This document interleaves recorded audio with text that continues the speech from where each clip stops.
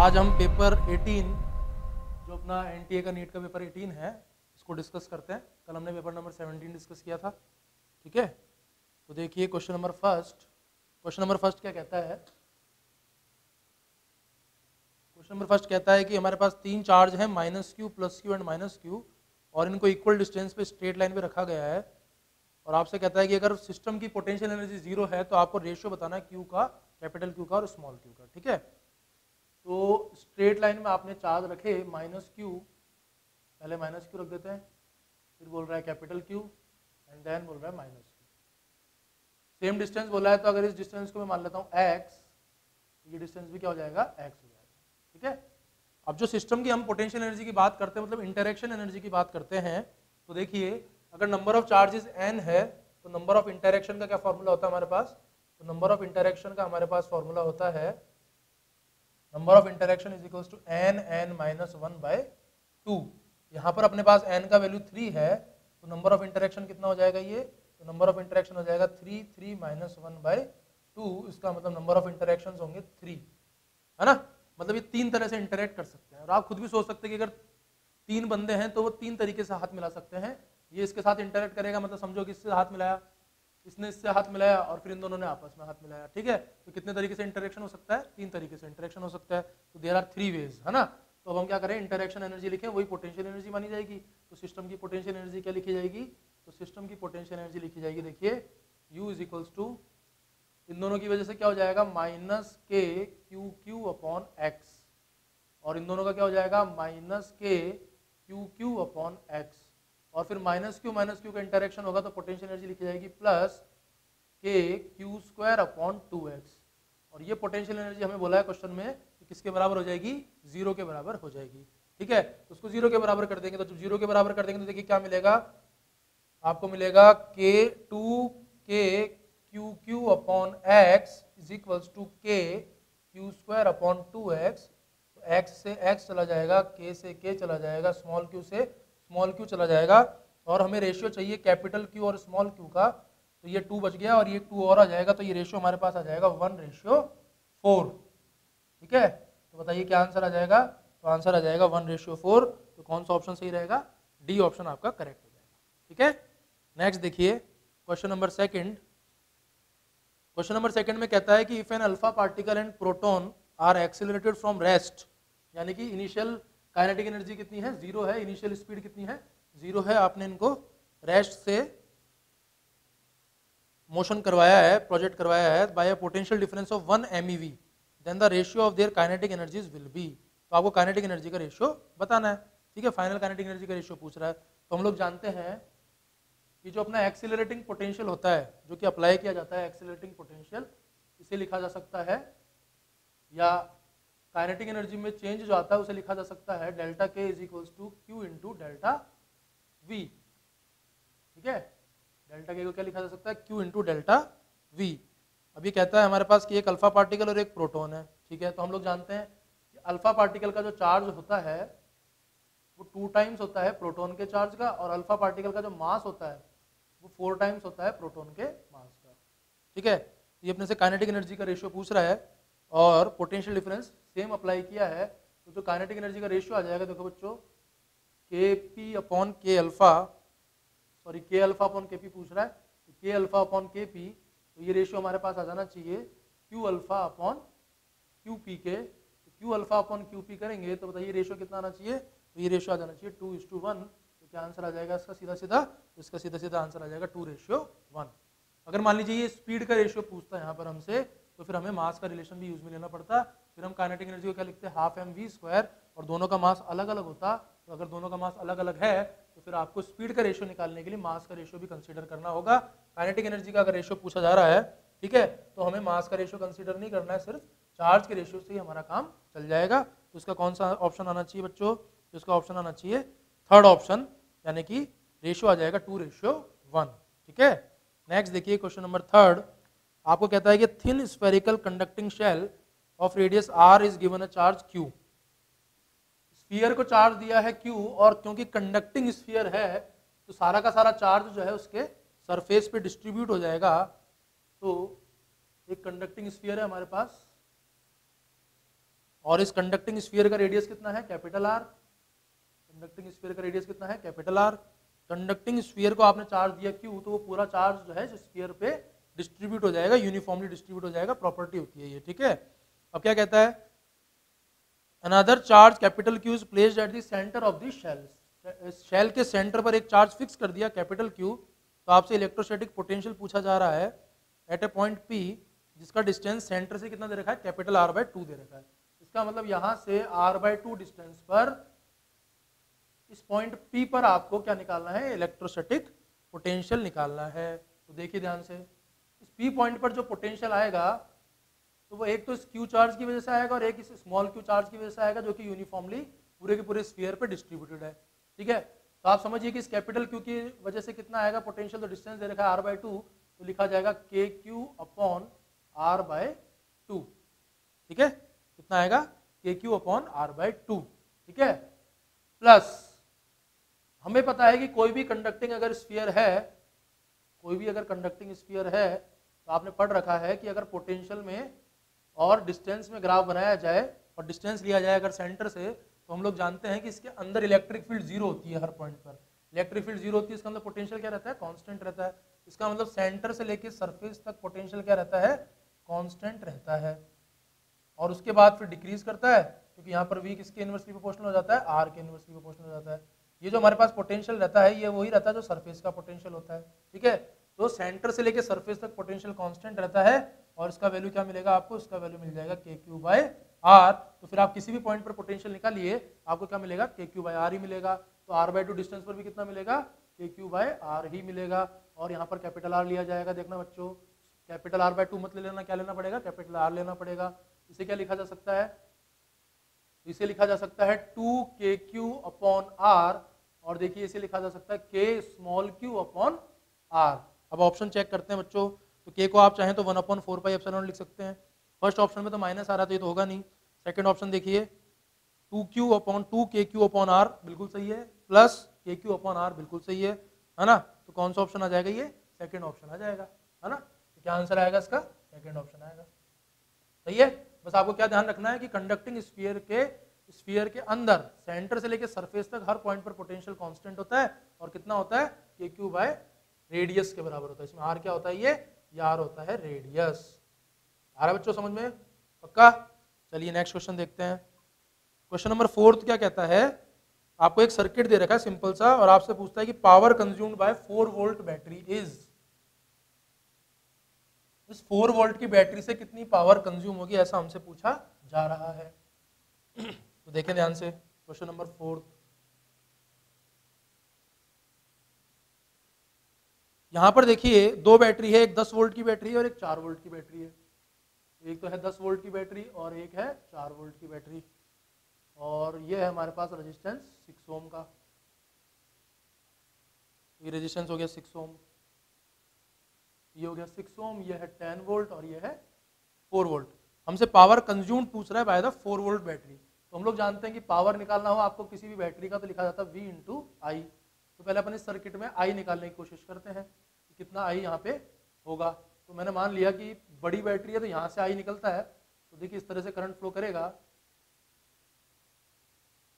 और इस बैटरी के अंदर देखिए पॉजिटिव टर्मिनल से करंट एंटर कर रहा है। इसका मतलब इस बैटरी की क्या हो रही है, चार्जिंग हो रही है। तो 4 वोल्ट वाली बैटरी चार्ज हो रही है और 10 वोल्ट वाली बैटरी क्या हो रही है, डिस्चार्ज हो रही है। इसलिए 4 वोल्ट वाली बैटरी जो है वो पावर को क्या कर रही है, कंज्यूम कर रही है। कितना पावर कंज्यूम करेगी, तो V इंटू आई। V तो आपको पता है 4 है, आप आई निकाल लीजिए।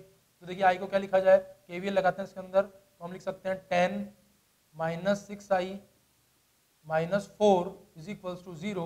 तो आपको मिल जाएगा 6 इज इक्वल्स टू 6i। तो करंट का वैल्यू क्या आ जाएगा बच्चों, तो करंट का वैल्यू आ जाएगा 1 एम्पियर। करंट का वैल्यू आ गया 1 एम्पियर। तो पावर कितना कंज्यूम किया इसने, तो पावर कंज्यूम किया तो इसका खुद का पोटेंशियल कितना है 4 वोल्ट, और करंट कितना जा रहा है इसके अंदर 1 एम्पियर। तो पावर कितना आ जाएगा 4 वॉट। तो इसने कितना पावर कंज्यूम कर लिया, 4 वॉट पावर कंज्यूम कर लिया। आप ध्यान से देखिए कि इसकी क्या हो रही है, चार्जिंग हो रही है, और इस बैटरी की क्या हो रही है, डिस्चार्जिंग हो रही है। ठीक है, ये डिस्चार्ज हो रही है और ये चार्ज हो रही है। यहाँ पे पॉजिटिव से करंट एंटर कर रहा है, तो इसने पावर को कंज्यूम किया है। कितनी पावर को कंज्यूम किया है, 4 वॉट पावर को कंज्यूम किया है। तो फर्स्ट ऑप्शन ही हो जाएगा हमारा, 4 वॉट फर्स्ट ऑप्शन है। तो सही ऑप्शन कौन सा है, फर्स्ट ऑप्शन है। ठीक है, नेक्स्ट देखिए क्वेश्चन नंबर 5।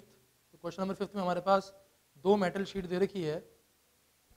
एक का लेंथ और ब्रेड दे रखा है L और दूसरे का लेंथ और ब्रेड दे रखा है 2L और अपने से रेजिस्टेंस पूछता है, तो देखिए हम लोग जानते हैं रेजिस्टेंस का formula R is equals to rho L upon A होता है, सिंपल सा फॉर्मूला। ठीक है, अगर हम बात करें फर्स्ट शीट की, तो फर्स्ट शीट के लिए देखिए हम रेजिस्टेंस क्या लिख सकते हैं, तो फर्स्ट शीट के लिए हम रेजिस्टेंस लिख सकते हैं रो L upon L into T. Cross sectional area लिया जाता है हमेशा, कौन सा एरिया लिया जाता है, क्रॉस सेक्शनल एरिया लिया जाता है। तो फर्स्ट शीट के लिए आप देखिए क्रॉस सेक्शनल एरिया के लिए जाएगा एल इंटू टी, और ए और बी के अक्रॉस आपको रेजिस्टेंस निकालना है तो लेंथ क्या लिया जाएगा, एल लिया जाएगा। वहीं जब हम R2 लिखेंगे तो R2 के लिए लेंथ कितना हो जाएगा बच्चों, तो R2 के लिए देखिए लेंथ हो जाएगा 2L और क्रॉस सेक्शनल एरिया क्या हो जाएगा 2L इंटू टी हो जाएगा। ठीक है, तो यहाँ पर देखिए L से L चला जाएगा, यहाँ पर 2L से 2L चला जाएगा, तो ये तो आपके पास R1 और R2 दोनों इक्वल आ रहे हैं, तो R1 is equals to R2 हो जाएगा। तो हमसे क्या पूछ रहा है, हमसे ये रेशियो पूछ रहा है R1 और R2 का, तो R1 और R2 का रेशियो क्या आना चाहिए, तो R1 और R2 का रेशियो आना चाहिए 1:1। तो क्या आंसर आ जाएगा हमारे पास, हमारे पास आंसर आ जाएगा 1:1। तो कौन सा ऑप्शन हो जाएगा बच्चों, तो ये फर्स्ट ऑप्शन आ जाएगा। ठीक है, नेक्स्ट देखिए क्वेश्चन नंबर 6। क्वेश्चन नंबर 6 क्या कहता है कि इंडक्टर का क्वेश्चन है, इंडक्टर और रेजिस्टेंस का डीसी सर्किट का क्वेश्चन है। तो देखिए इसमें अपने को कुछ बातें ध्यान रखनी पड़ती है। अगर हम बात करें कैपेसिटर की और इंडक्टर की,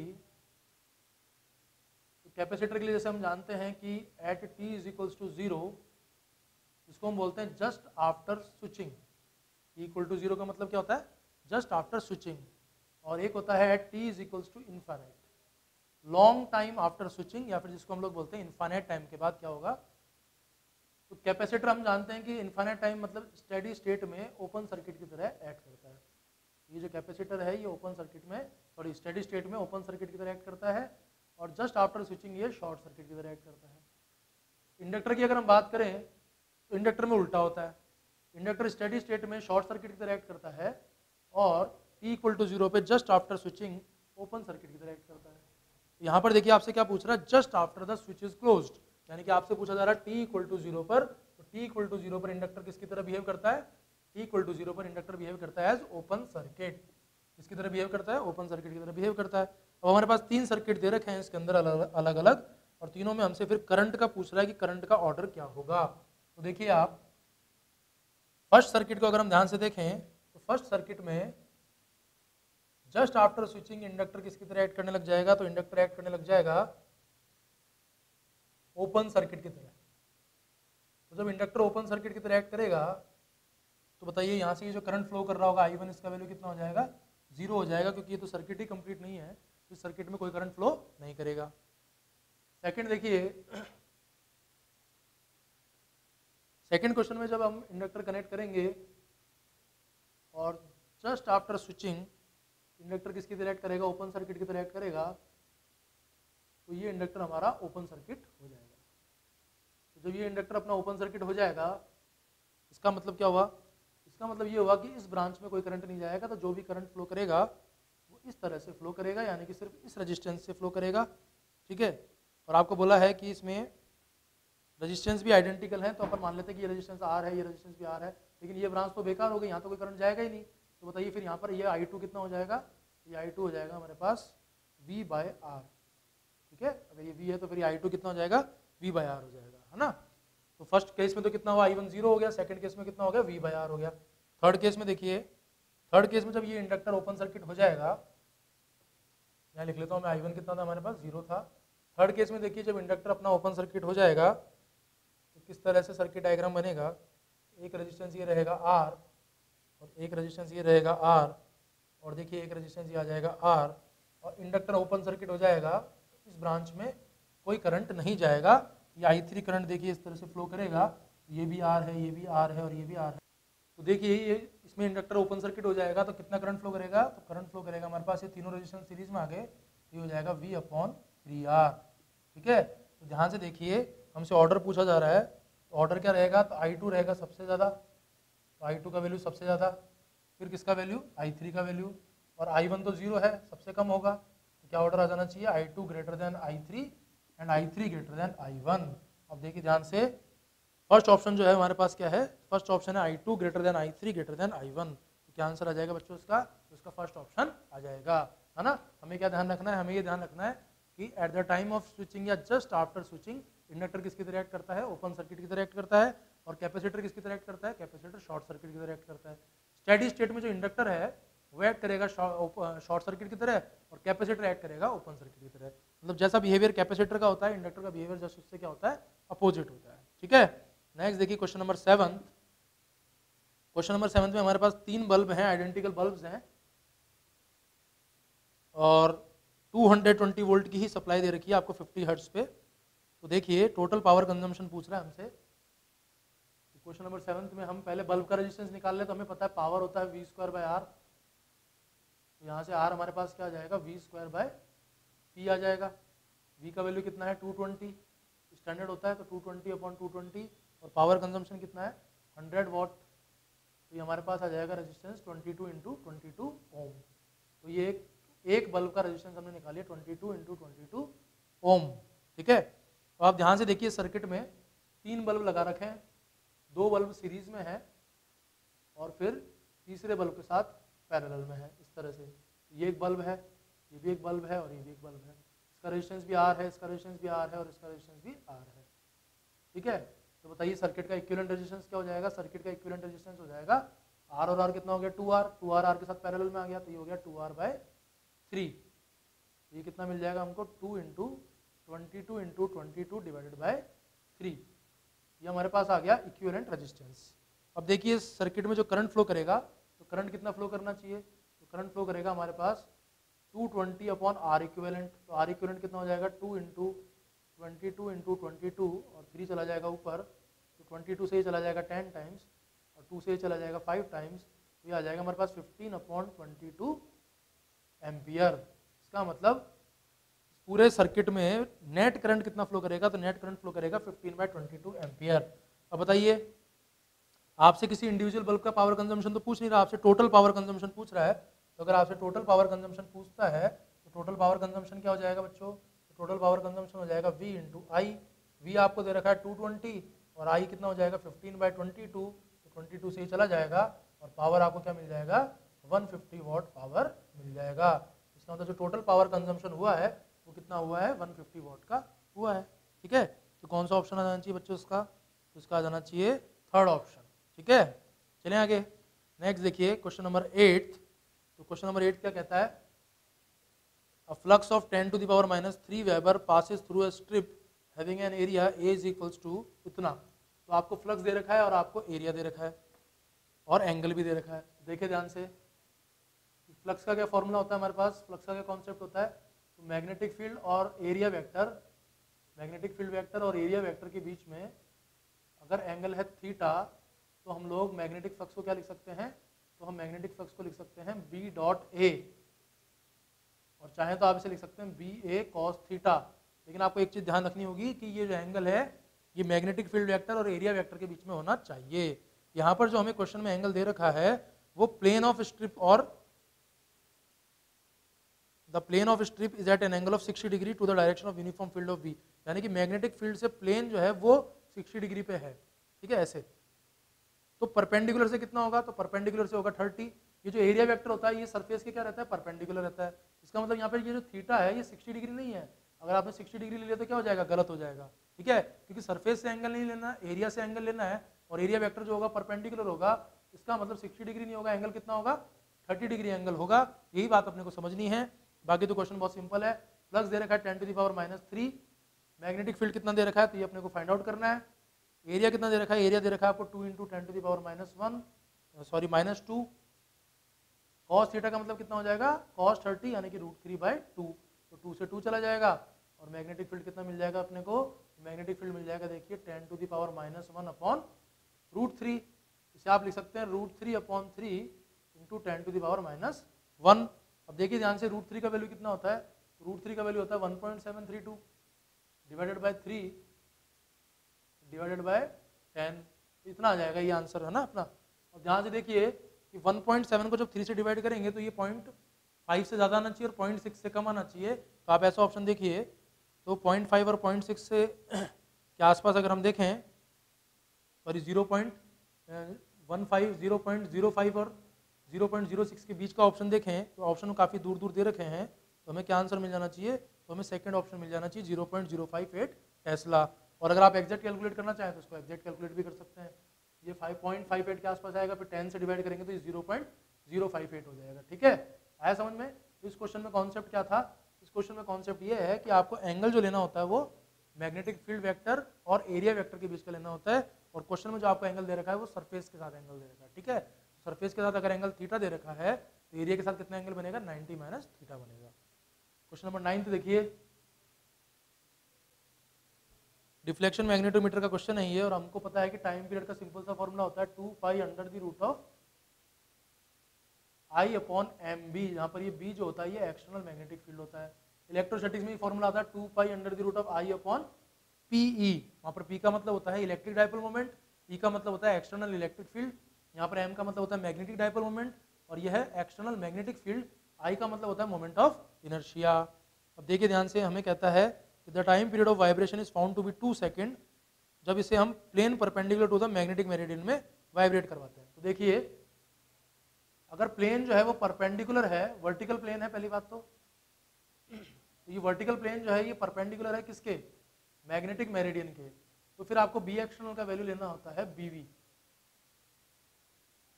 अगर आपको बोलते हैं कि vertical plane coincides with magnetic meridian, तो आपको मैग्नेटिक फील्ड लेना होगा net magnetic field of earth under the root of B H square plus B V square. अगर आपको बोलता है कि वर्टिकल प्लेन है लेकिन किसके परपेंडिकुलर है? मैग्नेटिक मेरिडियन के परपेंडिकुलर है, तो एक्सटर्नल मैग्नेटिक फील्ड को क्या लिया जाएगा? बीवी लिया जाएगा। और अगर आपको बोलता है कि हॉरिजॉन्टल प्लेन है, तो हॉरिजॉन्टल प्लेन के लिए तो आपको पता ही है मैग्नेटिक फील्ड क्या लिया जाएगा? तो हॉरिजॉन्टल प्लेन के लिए मैग्नेटिक फील्ड ले लिया जाएगा बी एच। बी एक्सटर्नल क्या हो जाएगा? बी एच हो जाएगा। आया समझ में? देखिए ध्यान से, हमें पता है इस फॉर्मूले में सारी चीजें सेम रहेगी, सिर्फ मैग्नेटिक फील्ड का वैल्यू बदलेगा। तो आप क्या लिख सकते हैं? आप लिख सकते हैं 2 सेकेंड, और दूसरे वाले का कह रहा है कि time period is again found to be 2 second, तो 2/2 इज इक्वल्स टू क्या हो जाएगा? 2/2 हो जाएगा। देखिए ध्यान से, तो पहले 2 सेकंड के लिए मैं बोल सकता हूँ इसे बीवी, और दूसरे के लिए क्या बोला जा सकता है? इसे बी एच। तो बी एच चला जाएगा ऊपर, तो ये आ जाएगा हमारे पास under the root of B H upon B V. तो ये तो कट गया, और यहाँ से आपको क्या मिल गया? B H upon B V is equals to 1। अब देखिए, हमसे angle of dip find out करने के लिए कहता है, तो angle of dip magnetic meridian में फाइंड आउट करना होता है। तो मैग्नेटिक मेरिडियन में आप समझिए कि अगर ये मैग्नेटिक मेरिडियन है तो डिप सर्कल की मदद से हम angle of dip find out करते हैं। डिप सर्कल में ये जो निडल होती है, वर्टिकल प्लेन होता है, ये जो निडल होती है ये किसकी डायरेक्शन देती है? ये अर्थ के मैग्नेटिक फील्ड की डायरेक्शन देती है। इसके जब 2 कंपोनेंट किए जाते हैं तो ये वाला कंपोनेंट आता है बी एच, और ये वाला कंपोनेंट आ जाता है बी वी। और बी एच और नेट मैग्नेटिक फील्ड के बीच में जो एंगल बनता है, इस एंगल को हम लोग बोलते हैं एंगल ऑफ डिप। तो हमें कौन सा एंगल फाइंड आउट करना है? तो हमें फाइंड आउट करना है एंगल ऑफ डिप, यानी कि फाई।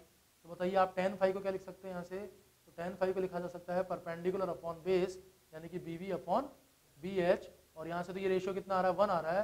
इसका मतलब फाई का वैल्यू कितना आ जाना चाहिए? तो फाई का वैल्यू आ जाना चाहिए 45 डिग्री। तो बताइए कौन सा आंसर आना चाहिए अपना? तो अपना यहाँ पर थर्ड ऑप्शन आ जाना चाहिए कि फाई का वैल्यू कितना हो जाएगा?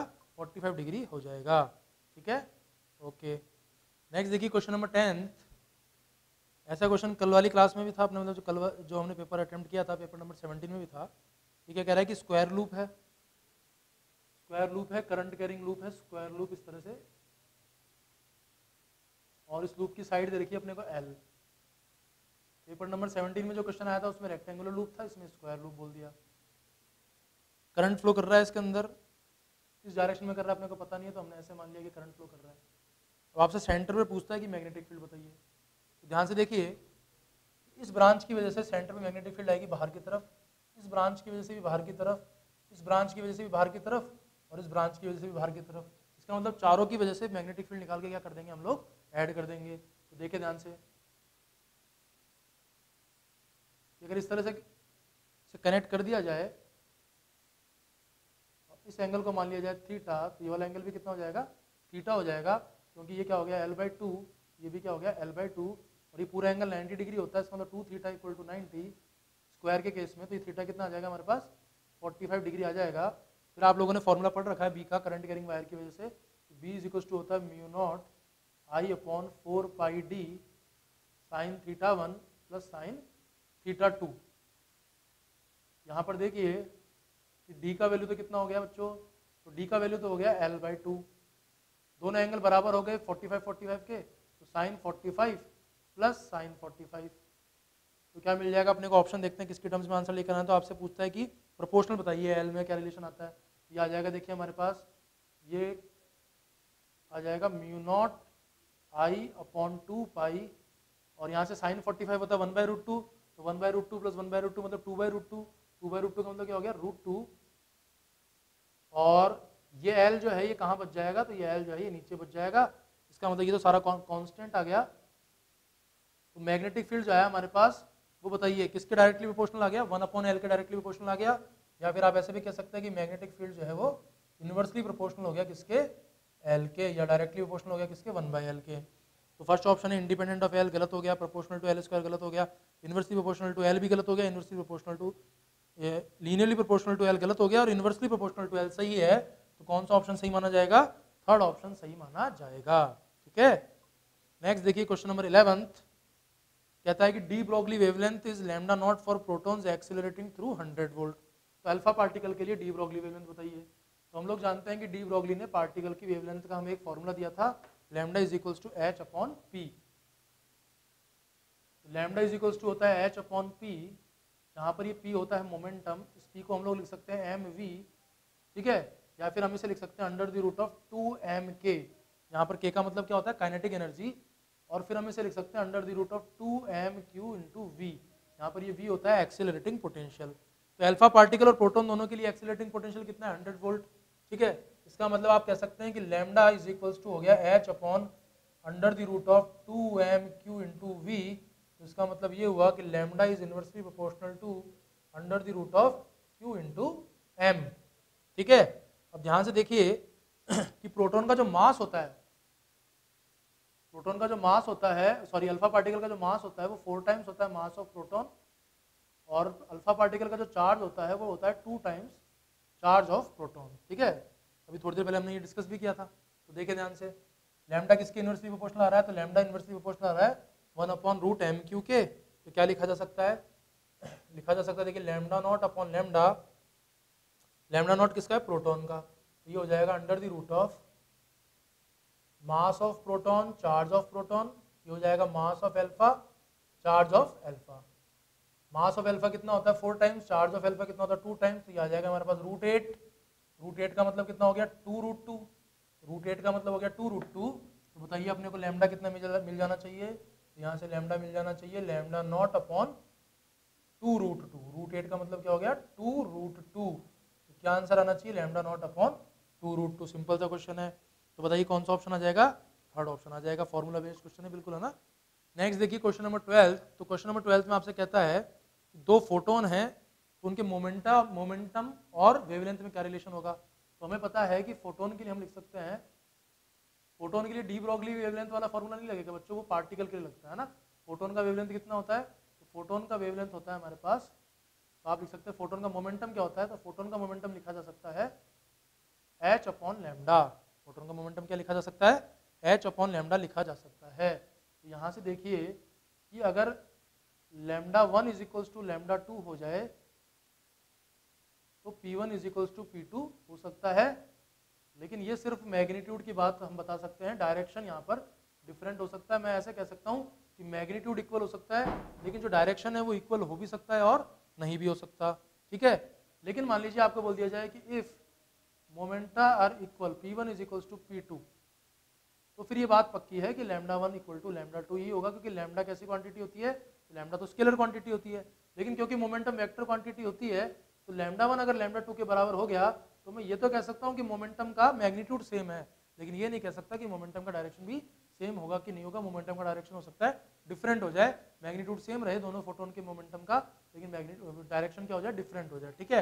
इसलिए फर्स्ट ऑप्शन और फोर्थ ऑप्शन आप बहुत ध्यान से ऑब्जर्व करें, इसमें गलती होने के बहुत चांस हैं। तो फर्स्ट ऑप्शन कहता है कि equal wavelength have equal linear momenta, ऐसा नहीं बोला जा सकता, ऐसा बोला जा सकता है equal wavelength have equal magnitude of linear momenta, ठीक है। हाँ, लेकिन ऐसा जरूर बोला जा सकता है कि अगर इक्वल लीनियर मोमेंटम है, लीनियर मोमेंटम मतलब वेक्टर क्वांटिटी, तो इसका मतलब ये हुआ कि वेवलेंथ को इक्वल होना ही पड़ेगा। तो इसका आंसर फर्स्ट ऑप्शन नहीं आएगा, कौन सा ऑप्शन आएगा, फोर्थ ऑप्शन आएगा। नेक्स्ट देखिए क्वेश्चन नंबर 13। तो क्वेश्चन नंबर 13 न्यूक्लियर रिएक्टर का क्वेश्चन है। तो न्यूक्लियर रिएक्टर में क्या होता है कि वाटर हो गया, हैवी वाटर हो गया, इनको एज ए मॉडरेटर यूज में लिया जाता है। तो मॉडरेटर का काम क्या होता है समझिए, तो मॉडरेटर का काम एब्जॉर्ब करने का नहीं होता, ठीक है। कंट्रोल रॉड्स का काम होता है एब्जॉर्ब करने का। एक कंट्रोल रॉड्स भी आपने पढ़ा होगा। तो कंट्रोल रॉड्स तो क्या करते हैं, कंट्रोल रॉड्स तो एब्जॉर्ब करते हैं न्यूट्रॉन्स को। इसको एब्जॉर्ब करते हैं न्यूट्रॉन्स को, और न्यूट्रॉन्स को एब्जॉर्ब करने से क्या होता है, रेट कम हो जाती है। रेट ऑफ प्रोडक्शन को क्या करते हैं, कम करते हैं। रेट ऑफ प्रोडक्शन को कम करने से जो खतरा होता है, जो डेंजर होता है, जो रिएक्शन का जो रेट होता है, अगर वो ज़्यादा बढ़ जाता है तो जो उससे डेंजर होता है वो उसको क्या कर दिया जाता है, एलिमिनेट कर दिया जाता है। इसके लिए कंट्रोल रॉड्स यूज में ली जाती है, ठीक है। लेकिन मॉडरेटर जो होता है, जिसके लिए ज़्यादातर वाटर या हैवी वाटर यूज में लिया जाता है, तो मॉडरेटर का काम एब्जॉर्ब करने का नहीं होता बच्चों। मॉडरेटर का काम क्या होता है, तो मॉडरेटर का काम ये होता है कि जो न्यूट्रॉन्स हैं इनकी स्पीड को कम कर दिया जाए। इसको कम कर दिया जाए, स्पीड को कम कर दिया जाए। और स्पीड को कम कराने के लिए हम क्या करते हैं, मॉडरेटर को यूज में लेते हैं, ठीक है। तो मॉडरेटर का काम क्या होता है, तो मॉडरेटर का काम होता है to slow down the neutrons to thermal energies. Moderator का काम होता है कि ये जो न्यूट्रॉन्स आ रहे हैं, न्यूट्रॉन्स की क्या कर दी जाए, स्पीड को कम कर दिया जाए। इसके लिए हम मॉडरेटर यूज में लेते हैं, और कंट्रोल रॉड्स को यूज में लेते हैं टू एब्जॉर्ब दी न्यूट्रॉन्स। तो कंट्रोल रॉड का काम होता है न्यूट्रॉन्स को एब्जॉर्ब करने का, मॉडरेटर का काम होता है एब्जॉर्ब, उसकी स्पीड को क्या कर देने का, कम कर देने का, न्यूट्रॉन की स्पीड को कम कर देने का काम होता है, ठीक है। और देखिए नेक्स्ट क्वेश्चन, क्वेश्चन नंबर 14, ये भी रेडियो एक्टिविटी का क्वेश्चन है, न्यूक्लियर फिजिक्स का। तो यहाँ आपसे कहता है कि half life period of radio active substance is 140 days, after how much time 15 gram will decay from A 16 gram sample. तो समझिए कि t = 0 पर N0 था हमारे पास, या M0 था हमारे पास 16 ग्राम। एक रेडियो एक्टिव सैंपल है और शुरू में उसका हमारे पास वेट कितना दे रखा है, मास कितना दे रखा है, 16 ग्राम मास दे रखा है। अब इसका डिके होना स्टार्ट होता है, तो 16 ग्राम से डिके होके हो जाता है ये 8 ग्राम, 8 ग्राम से डिके होके हो जाता है 4 ग्राम, 4 ग्राम से हो जाता है 2 ग्राम, और 2 ग्राम से हो जाता है 1 ग्राम। जब ये 1 ग्राम बचेगा तो डिके कितने का हो जाएगा, 15 ग्राम का डिके हो जाएगा।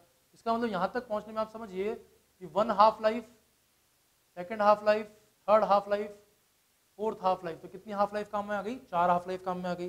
4 हाफ लाइफ का मतलब क्या हुआ, 4 हाफ लाइफ का मतलब हुआ 4 × t हाफ। इसका t हाफ कितना दे रखा है अपने को, 140 डेज। तो ये कितना हो जाएगा बताइए, तो ये हमारे पास आ जाएगा 560 डेज।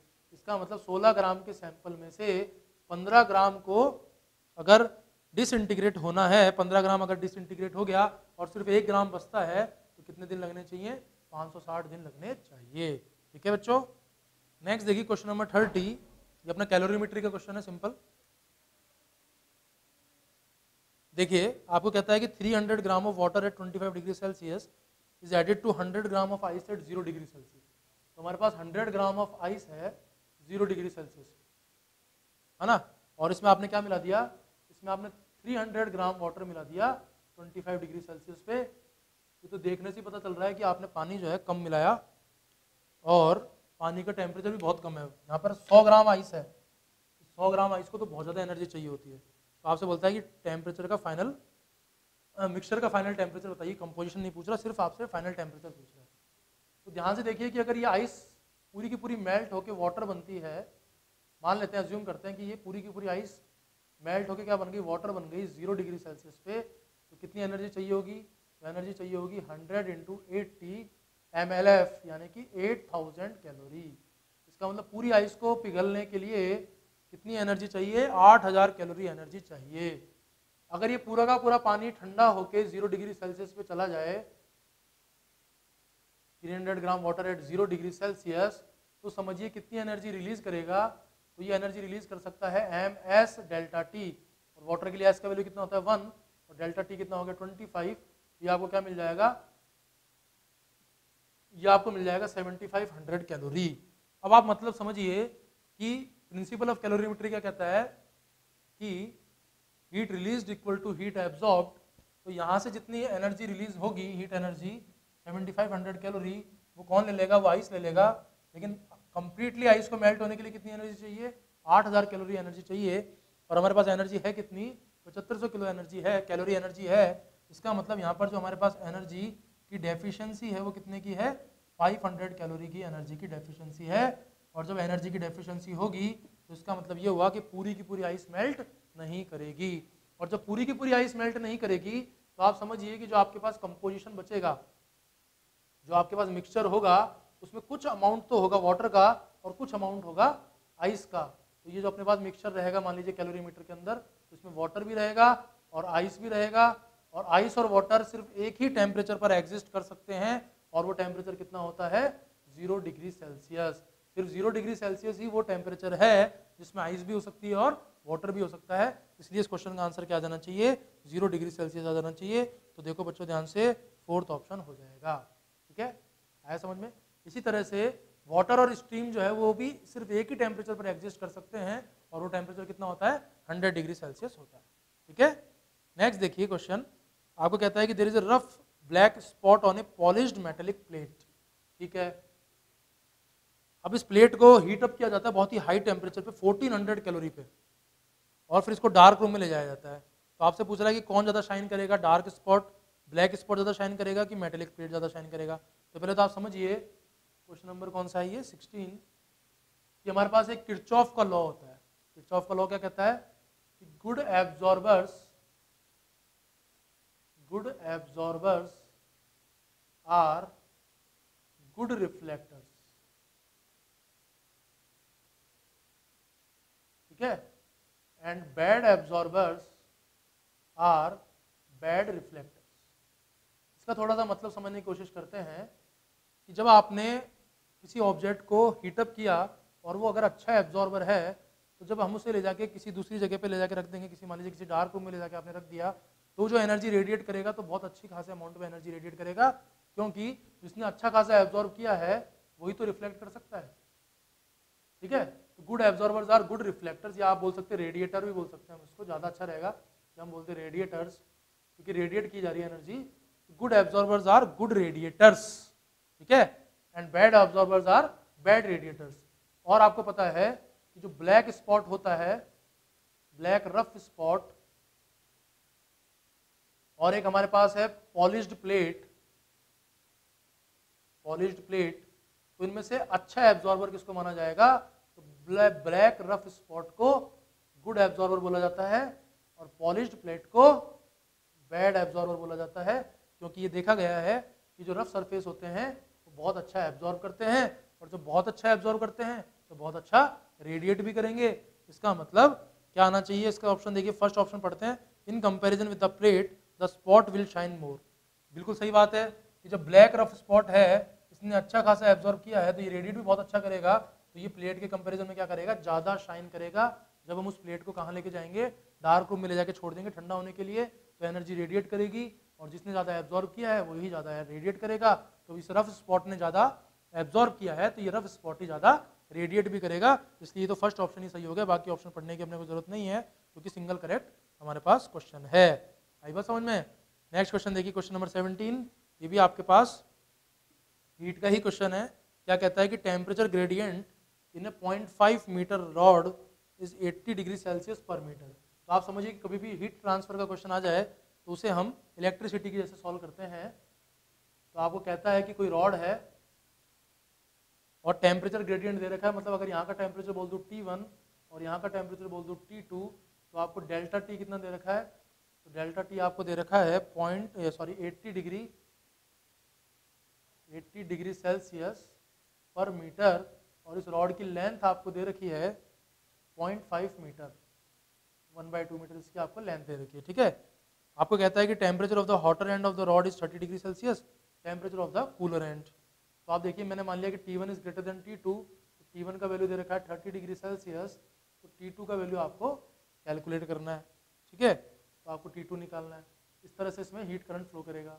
ये तो बहुत ही सिंपल क्वेश्चन हो गया। यहाँ पर आपको टेम्परेचर का डिफरेंस दे रखा है और आपको हायर टेम्परेचर भी दे रखा है और आपसे लोअर टेम्परेचर भी पूछ रहा है।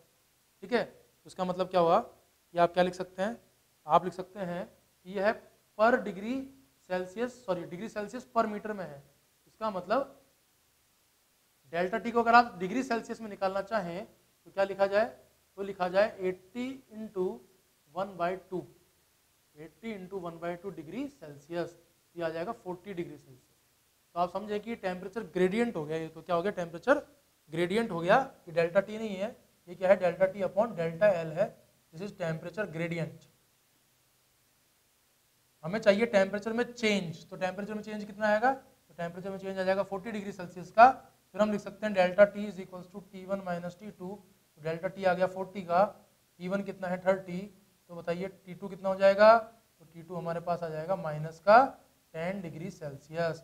इसका मतलब जो कूलर एंड होगा वो माइनस 10 डिग्री सेल्सियस पे होगा और जो हॉटर एंड होगा वो 30 डिग्री सेल्सियस पे होगा। तो डिफरेंस कितने का आ जाएगा बच्चों, तो डिफरेंस आ जाएगा 40 डिग्री सेल्सियस का। और अगर हाफ मीटर की रॉड है तो ग्रेडियंट कितना हो जाएगा, 80 डिग्री सेल्सियस पर मीटर हो जाएगा। तो क्या आंसर आना चाहिए इसका, माइनस 10 डिग्री सेल्सियस। इसका मतलब सेकंड ऑप्शन होना चाहिए। नेक्स्ट क्वेश्चन देखिए, क्वेश्चन नंबर 18, बढ़िया क्वेश्चन है। इसमें आपको एक डायग्राम दिया हुआ है, ठीक है, और 3 पॉइंट दिए हुए हैं ए, बी और सी। मान लीजिए पॉइंट ए है, ये पॉइंट बी है और ये पॉइंट सी है, ठीक है। आपको बोलता है कि जो रेडियस है ट्यूब का ए, बी और सी जंक्शन पर, तो उसके बारे में आपको बता रखा है कि radius of A is equals to radius of C is equals to 2 centimetre, और ट्यूब का जो रेडियस है पॉइंट बी पर वो कितना हो गया, 1 सेंटीमीटर हो गया। इसका मतलब आप कह सकते हैं कि रेडियस बी पॉइंट पर हाफ है। एरिया की अगर हम बात करें तो cross sectional area A point पर और बी पॉइंट पर जो होगा वो ए होगा, तो बी के लिए, सॉरी ए और सी पर अगर ए होगा तो बी के लिए एरिया क्या लिखा जाएगा, तो बी के लिए एरिया लिखा जाएगा a/4, क्योंकि रेडियस हाफ होगा तो एरिया क्या हो जाएगा, 1/4 टाइम्स हो जाएगा। ट्यूब बोला ना अपने को। अब देखिए ध्यान से, कंटिन्यूटी इक्वेशन अगर यहाँ अप्लाई की जाए तो हमें पता है कंटिन्यूटी इक्वेशन का मतलब होता है ए और बी का प्रोडक्ट क्या रहना चाहिए, किसी भी आइडियल फ्लूइड के लिए कांस्टेंट रहना चाहिए, a into V is equals to constant. तो आपको पता है कि A is equals to A C, इसका मतलब ये हो गया कि V A is equals to V C, और बी पॉइंट पर एरिया 1/4 टाइम्स है। इसका मतलब बी पॉइंट पर जो स्पीड होगी वो, अगर मैं इसको वी बोल दूं तो इसका 4 टाइम्स हो जाएगी, यानी कि 4v हो जाएगी, ठीक है। फिर हम लोग क्या करेंगे, कंटिन्यूटी इक्वेशन लगाने के बाद बर्नौली इक्वेशन लगा लेंगे। बर्नौली इक्वेशन जब हम लगाएंगे तो हमें पता है कि बर्नौली इक्वेशन क्या कहती है कि एनर्जी का, नेट एनर्जी का सम क्या रहना चाहिए, कांस्टेंट रहना चाहिए। तो देखिए ध्यान से, अगर हम बात करें प्रेशर की, तो pressure energy plus potential energy plus kinetic energy per unit volume क्या रहना चाहिए, कांस्टेंट रहना चाहिए। तो ध्यान से देखें कि लेवल तीनों का सेम है, तो ये तो तीनों के लिए सेम हो जाएगा पॉइंट के लिए। फिर हमें पता है कि V A is equals to V C है, इसका मतलब P A is equals to क्या हो जाना चाहिए, पी सी हो जाना चाहिए। तो V A is equals to V C है, इसका मतलब P A is equals to क्या हो जाएगा, पी सी हो जाएगा। और वी बी जो है वो 4 टाइम्स है किसका, वी सी का, सॉरी 4 टाइम्स है किसका, वी ए या वी सी का, जिसको हमने वी बी बोला। इसलिए वी बी जो होगा, यानी कि जो पी बी होगा वो पी ए और पी सी के बराबर नहीं होगा। P B is not equal to P A is not equal to P C. इसका मतलब ए पॉइंट और सी पॉइंट का प्रेशर क्या हो गया, सेम हो गया।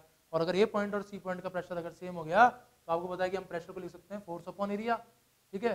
फोर्स को लिखा जाएगा यहाँ पर फोर्स अपॉन एरिया, तो एरिया तो सेम है, एरिया ऑफ क्रॉस सेक्शन। तो क्योंकि पी ए और पी सी इक्वल है, पी ए और पी सी इक्वल है, तो प्रेशर को लिखा फोर्स अपॉन एरिया। फोर्स यहाँ पर हो जाएगा एम जी, तो इसे मैं लिख सकता हूँ M A G is equals to M B ji.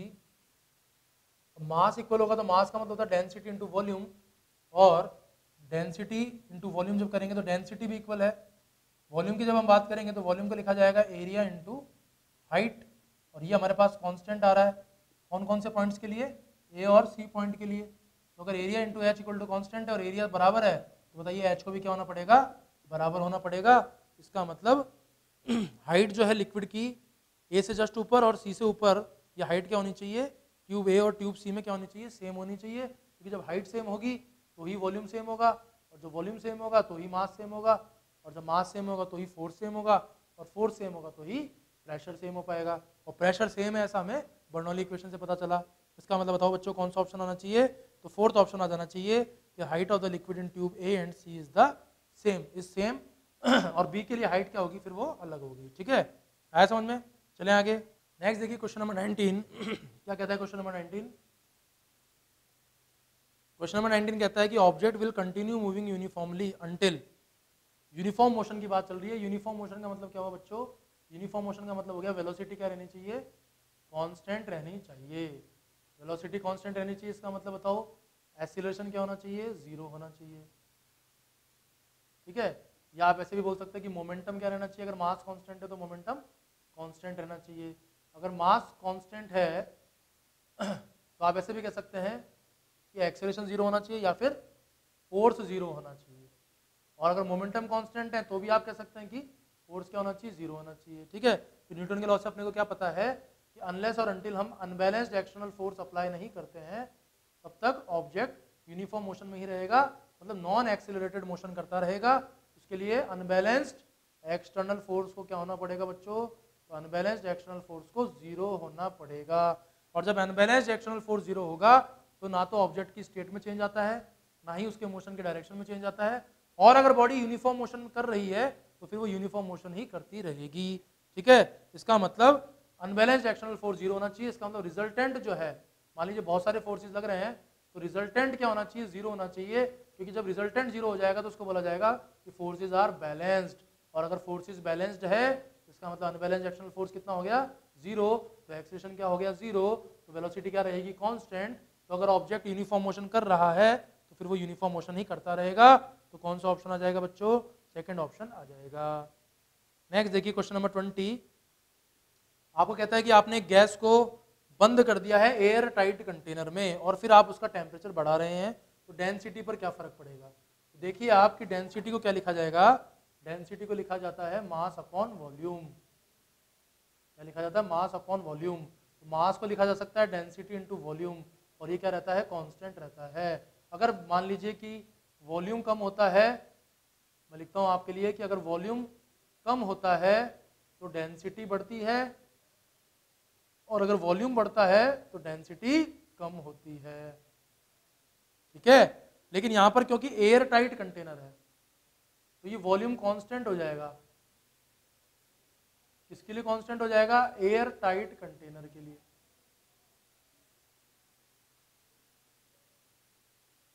Air tight container के लिए जब वॉल्यूम कांस्टेंट हो जाएगा और मास तो कांस्टेंट होता ही है, तो बताइए डेंसिटी भी क्या हो जाएगी, कांस्टेंट हो जाएगी।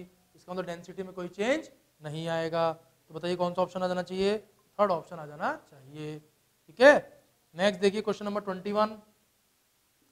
आपको कहता है कि दो ट्यूनिंग फॉर्क हैं और एक साथ उनको यूज में लिया जा रहा है। तो देखिए यहाँ पर बीट फ्रीक्वेंसी मिलेगी हम लोगों को, फ्रीक्वेंसीज का जो डिफरेंस होता है उसे बीट फ्रीक्वेंसी बोला जाता है। अब आपको कहता है कि they produce 4 beats per second. उसके बाद कहता है कि A is then slightly loaded with wax, they produce 2 beats when sounded again. Frequency A की बता रखा है 256, तो बी की फ्रीक्वेंसी बतानी है। ठीक है, तो देखिए क्वेश्चन नंबर 21 बढ़िया क्वेश्चन है। ट्यूनिंग फॉर्क ए की फ्रीक्वेंसी दे रखी है हमें 256 हर्ट्ज। ठीक है, और बी की फ्रीक्वेंसी अपने को निकालनी है। बीट फ्रीक्वेंसी कितनी दे रखी है हमें, बीट फ्रीक्वेंसी हमें दे रखी है पहले 4 हर्ट्ज। ठीक है, वैक्स लगाने से पहले बीट फ्रीक्वेंसी कितनी दे रखी है, 4 हर्ट्ज। तो उसका क्या मतलब हुआ, समझने की कोशिश करते हैं।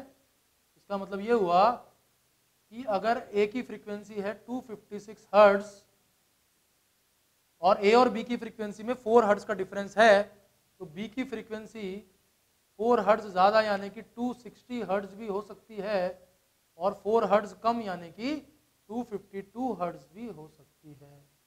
4 हर्ट्ज का क्या रहना चाहिए, डिफरेंस रहना चाहिए। अब हमारे पास दो ऑप्शन मिल रहे हैं हमको, आंसर 260 भी हो सकता है, 252 भी हो सकता है। तो देखिए 252 भी ऑप्शन में है और 260 भी ऑप्शन में है, मतलब दो ऑप्शन एलिमिनेट हो गए, दो बचे। अब इनमें से दोनों में से सही आंसर कौन सा है, ये आपको सेकंड कंडीशन बताएगी। तो आपको बोलता है कि ए पर वैक्स लगा दिया, तो जब ए पर वैक्स लगा दिया तो ए की फ्रीक्वेंसी क्या हो जाएगी, कम हो जाएगी। ए की फ्रीक्वेंसी क्या हो जाएगी, कम हो जाएगी। ठीक है, तो जब ए की फ्रीक्वेंसी कम हो जाएगी 256 से, तो यहाँ पर देखिए ध्यान से, ए की फ्रीक्वेंसी कम हो गई। मान लीजिए कि आपको ए की फ्रीक्वेंसी मिल गई यहाँ पर एफ ए डैश। तो अगर ये ए की फ्रीक्वेंसी कम हो गई तो देखिए ध्यान से कि ये जो गैप है, ये गैप भी क्या हो गया, कम हो गया, और ये वाला जो गैप है ये गैप बढ़ गया। इसका मतलब अगर आंसर 260 हर्ट्ज है तो बीट फ्रीक्वेंसी बढ़नी चाहिए, और अगर आंसर 252 हर्ट्ज है तो बीट फ्रीक्वेंसी कम होनी चाहिए। तो आप क्वेश्चन में देखिए कि बीट फ्रीक्वेंसी बढ़ रही है कि कम हो रही है। तो आपको कहता है कि वैक्स लगाने के बाद बीट फ्रीक्वेंसी 4 हर्ट्ज से कम होकर कितनी हो गई, 2 हर्ट्ज हो गई, यानी कि 2 बीट पर सेकंड मिल रही है, मतलब कि आधी हो गई। तो बीट फ्रीक्वेंसी कम हो रही है, तो आंसर क्या आएगा, 252 हर्ट्ज आएगा। और अगर इसी क्वेश्चन में बोल देता कि बीट फ्रीक्वेंसी बढ़ रही है तो आंसर क्या आ जाता, 260 हर्ट्ज आ जाता। तो बताइए कौन सा ऑप्शन मिलेगा अपने को, तो अपने को सेकंड ऑप्शन मिलेगा। ठीक है, नेक्स्ट देखिए क्वेश्चन नंबर 22। क्वेश्चन नंबर 22 में हमसे पूछता है कि मैक्सिमम इंटेंसिटी और एम्पलीट्यूड में रिलेशन बताइए। तो हमें पता है कि एम्पलीट्यूड का फॉर्मूला होता है a² is equals to a1² plus a2² plus 2a1 a2 cos phi, जहां पर फाई होता है फेज डिफरेंस। ठीक है, तो मैक्सिमम एम्पलीट्यूड के लिए हम क्या करते हैं, cos फाई की वैल्यू 1 ले लेते हैं। तो जब फेज डिफरेंस 1 होगा तो आपको एम्पलीट्यूड मैक्सिमम मिल जाएगा। और कितना मिल जाएगा देखिए, तो ये आ जाएगा हमारे पास a मैक्स का square is equals to a1² plus a2² plus 2a1 a2 यानी कि a1 प्लस a2 का होल स्क्वायर। यानी कि आप बोल सकते हैं कि मैक्सिमम एम्पलीट्यूड कितना हो जाएगा, तो मैक्सिमम एम्पलीट्यूड हो जाएगा a1 plus a2।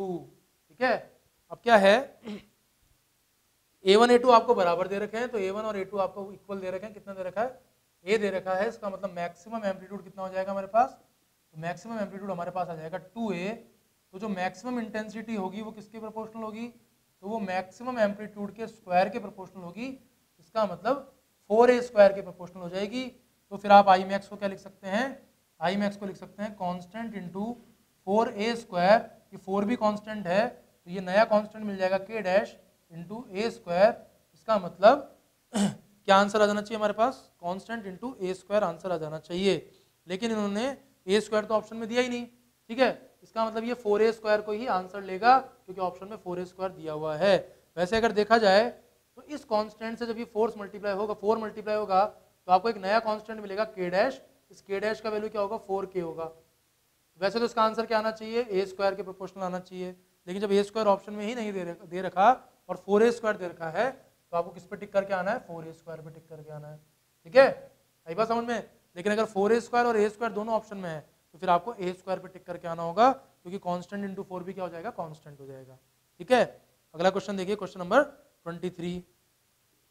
Question number 23 क्या कहता है कि 4 ऑप्शन दे रखे हैं आपको और आपसे पूछ रहा है कि सिंपल हार्मोनिक मोशन कौन सा होगा। तो देखिए, अगर कोई पार्टिकल सर्कुलर मोशन कर रहा है तो वो पीरियोडिक मोशन होता है, सिंपल हार्मोनिक मोशन नहीं होता। अगर बॉल बाउंस करती है between 2 rigid vertical walls, 2 rigid vertical walls के बीच में बॉल बाउंस करती है, तो उसे हम सिंपल हार्मोनिक मोशन नहीं बोल सकते, पीरियोडिक मोशन बोल सकते हैं। अर्थ अगर अपनी एक्सिस पे स्पिन करती है तो उसे भी पीरियोडिक मोशन ही बोला जाता है। लेकिन जो स्ट्रिंग में वेव बनती है, स्ट्रिंग वेव जो बनती है वो किसका एग्जांपल होता है, वो होता है कॉम्बिनेशन ऑफ इनफाइनाइट एसएचएम्स, लीनियर एसएचएम्स। इसलिए स्ट्रिंग को अगर एक एंड पर फिक्स कर दिया जाए और फिर वेव बनाई जाए तो वो जो ट्रांसवर्स वेव बनती है वो किसका एग्जांपल होता है, एसएचएम का एग्जांपल होता है। तो ये तो बहुत ही सिंपल सा क्वेश्चन है, फर्स्ट ऑप्शन आ जाएगा, है ना, बिल्कुल बच्चों वाला क्वेश्चन था ये तो। नेक्स्ट देखिए क्वेश्चन नंबर 24। क्वेश्चन नंबर 24 में क्या कहता है कि 2 ब्लॉक हैं और उनको कॉन्टैक्ट में लगाया गया है इस तरह से।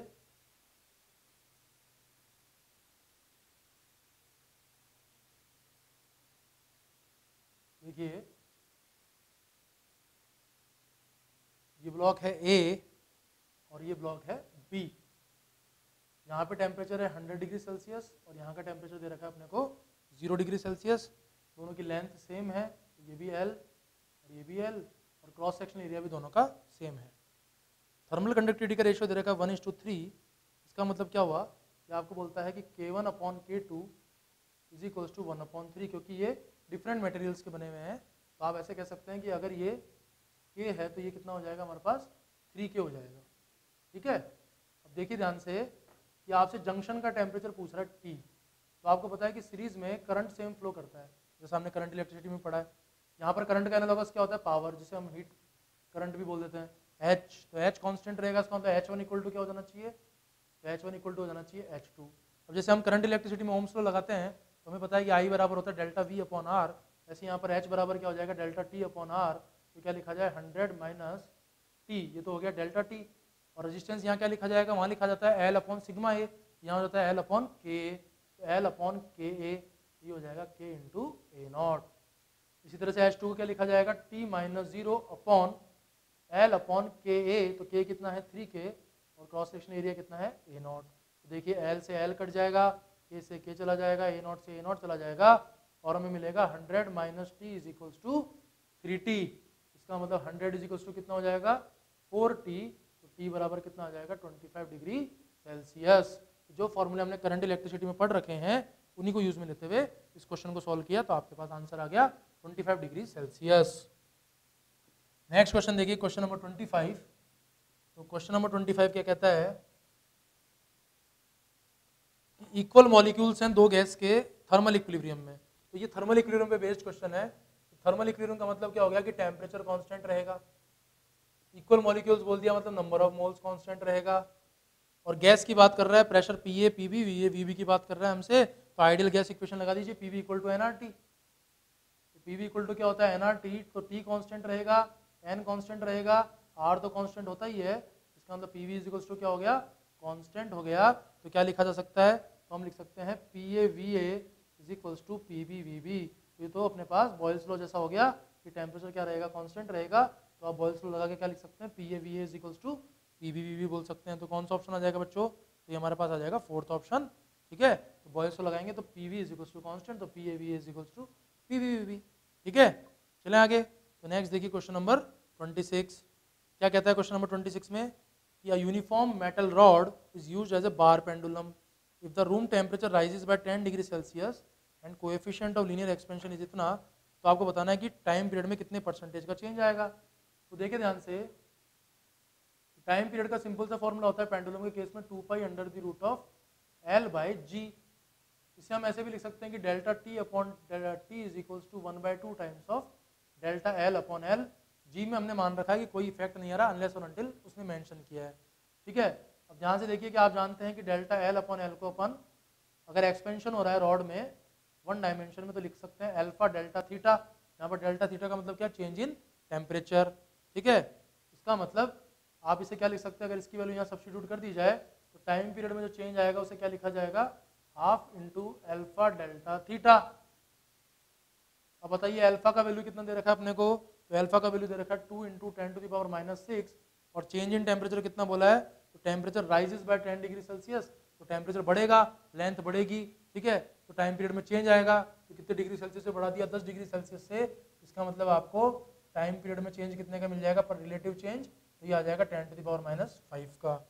अब देखिए ध्यान से कि परसेंटेज इंक्रीमेंट पूछा जा रहा है, तो दोनों तरफ किससे मल्टीप्लाई करना पड़ेगा, 100 से मल्टीप्लाई करना पड़ेगा। तो ये हमारे पास आ जाएगा 10⁻³ तो क्या आंसर आ जाएगा बताओ बच्चों, तो आंसर आ जाएगा 10⁻3। इसका मतलब फोर्थ ऑप्शन हो जाएगा, है ना। सिंपल सा क्वेश्चन था। नेक्स्ट देखिए question number 27, mixture of density का क्वेश्चन है। वाटर की डेंसिटी आप लोग जानते हैं कितनी होती है, वाटर की डेंसिटी होती है हमारे पास 1 ग्राम पर सीसी। और जो दूसरा लिक्विड दे रखा है इसकी डेंसिटी कितनी दे रखी है, 2 ग्राम पर सीसी। और आपको बोला है कि m1 is equals to m2। तो m1 अगर m है तो m2 भी कितना है, m है। लेकिन वॉल्यूम के बारे में कोई जानकारी नहीं है, तो इसका वॉल्यूम v1, तो इसका वॉल्यूम क्या ले लेते हैं, v2 ले लेते हैं। अब देखिए डेंसिटी का तो एक ही फॉर्मूला होता है, मास अपॉन वॉल्यूम। तो अगर मिक्सचर की डेंसिटी निकालनी हो तो मिक्सचर की डेंसिटी को क्या लिखा जाएगा, मिक्सचर का मास अपॉन मिक्सचर का वॉल्यूम। मिक्सचर का मास क्या लिखा जाएगा, तो मिक्सचर का मास लिखा जाएगा m1 प्लस m2। और मिक्सचर का वॉल्यूम क्या लिखा जाएगा, v1 प्लस v2। अब हमें m1 m2 के बारे में तो जानकारी है, लेकिन v1 v2 के बारे में जानकारी नहीं है। तो बताइए इस v1 को मैं क्या लिख सकता हूँ, तो density equal to mass upon volume. तो वॉल्यूम को लिखा जा सकता है मास अपॉन डेंसिटी। तो बताइए इसे क्या लिखा जा सकता है, m1 अपॉन ρ1 लिखा जा सकता है। सिमिलरली v2 को क्या लिखा जा सकता है, तो v2 को लिखा जा सकता है m2 अपॉन ρ2 लिखा जा सकता है। तो बताइए क्या मिल जाएगा हमें, तो हमें मिल जाएगा m1 plus m2 divided by m1 upon ρ1 plus m2 upon ρ2। आप चाहो तो यही वैल्यू पुट कर दें, चाहें तो उसे पूरा सॉल्व करके बाद में वैल्यू पुट कर दें, जैसे आपकी इच्छा वैसे कर सकते हैं। तो देखिए ध्यान से, इसे हम आगे सॉल्व करें डेंसिटी ऑफ मिक्सचर को, तो मैं आपको सॉल्व करके बता देता हूँ पूरा। तो आपको डेंसिटी ऑफ मिक्सचर क्या मिल जाएगा, देखिए m1 प्लस m2 तो रहेगा बाहर, ये हो जाएगा ρ1 ρ2 अपॉन m1 ρ2 प्लस m2 ρ1। अब आपको m1 m2 तो बराबर बोला है, तो ये हो जाएगा देखिए 2m, ये हो जाएगा ρ1 ρ2, ये हो जाएगा m बाहर कॉमन आ जाएगा तो ρ2 प्लस ρ1। तो m से m चला जाएगा, तो आपको मिक्सचर का क्या फॉर्मूला मिल जाएगा, 2 ρ1 ρ2 अपॉन ρ2 प्लस ρ1। ऐसे कोई याद करने की जरूरत नहीं है, इस तरह से हम डिराइव कर सकते हैं आसानी से। अब आप वैल्यू पुट कर दीजिए, तो ये हो जाएगा 2 इंटू 1 इंटू 2 अपॉन 1 प्लस 2। तो क्या आंसर आ जाएगा, 4/3 ग्राम पर सीसी, क्या आंसर हो जाएगा 4/3 ग्राम पर सीसी। इस फॉर्मूले को आपको याद नहीं करना है, क्यों? क्योंकि अगर मास बराबर नहीं होगा तो ये फॉर्मूला काम नहीं करेगा, ये वाला फॉर्मूला काम करेगा। और अगर मान लीजिए कि मास बराबर है ही नहीं, वॉल्यूम बराबर है, तो ये फॉर्मूला काम नहीं करेगा। मान लीजिए मास भी बराबर नहीं है, वॉल्यूम भी बराबर नहीं है, तो भी ये फॉर्मूला काम नहीं करेगा। इसलिए फॉर्मूला याद करने से कोई मतलब नहीं है। कॉन्सेप्ट समझिए कि मिक्सचर की डेंसिटी क्या होगी, मिक्सचर की डेंसिटी होगी total mass upon total volume. ठीक है, नेक्स्ट क्वेश्चन देखिए, सरफेस टेंशन का क्वेश्चन लग रहा है। क्या कहता है क्वेश्चन नंबर 28 में, एक सर्कुलर प्लेट है, उसका रेडियस आपको दे रखा है, सरफेस टेंशन दे रखा है पानी का, तो आपको बताना है कि कितना फोर्स लगेगा इसको खींचने में। तो हम लोग जानते हैं कि अगर ये सर्कुलर प्लेट ना होके रिंग होती तो फिर हम लेंथ क्या लेते उसकी, तो हम लेंथ लेते 2πr प्लस 2πr यानी कि 4πr, क्योंकि उस केस में दोनों तरफ से सरफेस टेंशन की वजह से फोर्स लगता। लेकिन अब क्योंकि प्लेट है, जैसे ये प्लेट है, ठीक है, तो एक ही तरफ से फोर्स लगेगा, तो जो उसकी लेंथ ली जाएगी वो ली जाएगी a plus B plus C plus D. लेकिन अगर ये फ्रेम होता तो लेंथ ली जाती 2a plus 2b plus 2c plus 2d, क्योंकि फिर दोनों तरफ से फोर्स लगता। तो प्लेट के केस में एक ही तरफ से फोर्स लगता है, तो क्या लिखा जा सकता है, देखिए, तो लिखा जा सकता है कि surface tension is equal to होता है फोर्स पर यूनिट लेंथ। तो फोर्स को लिखा जाता है, सरफेस टेंशन को सिग्मा बोल देता हूँ, सिग्मा इंटू लेंथ, ठीक है, और ये लेंथ होती है इफेक्टिव लेंथ, एल इफेक्टिव। तो प्लेट के केस में एल इफेक्टिव, सर्कुलर प्लेट के केस में एल इफेक्टिव को 4πr ना लेके क्या लिया जाएगा, 2πr लिया जाएगा।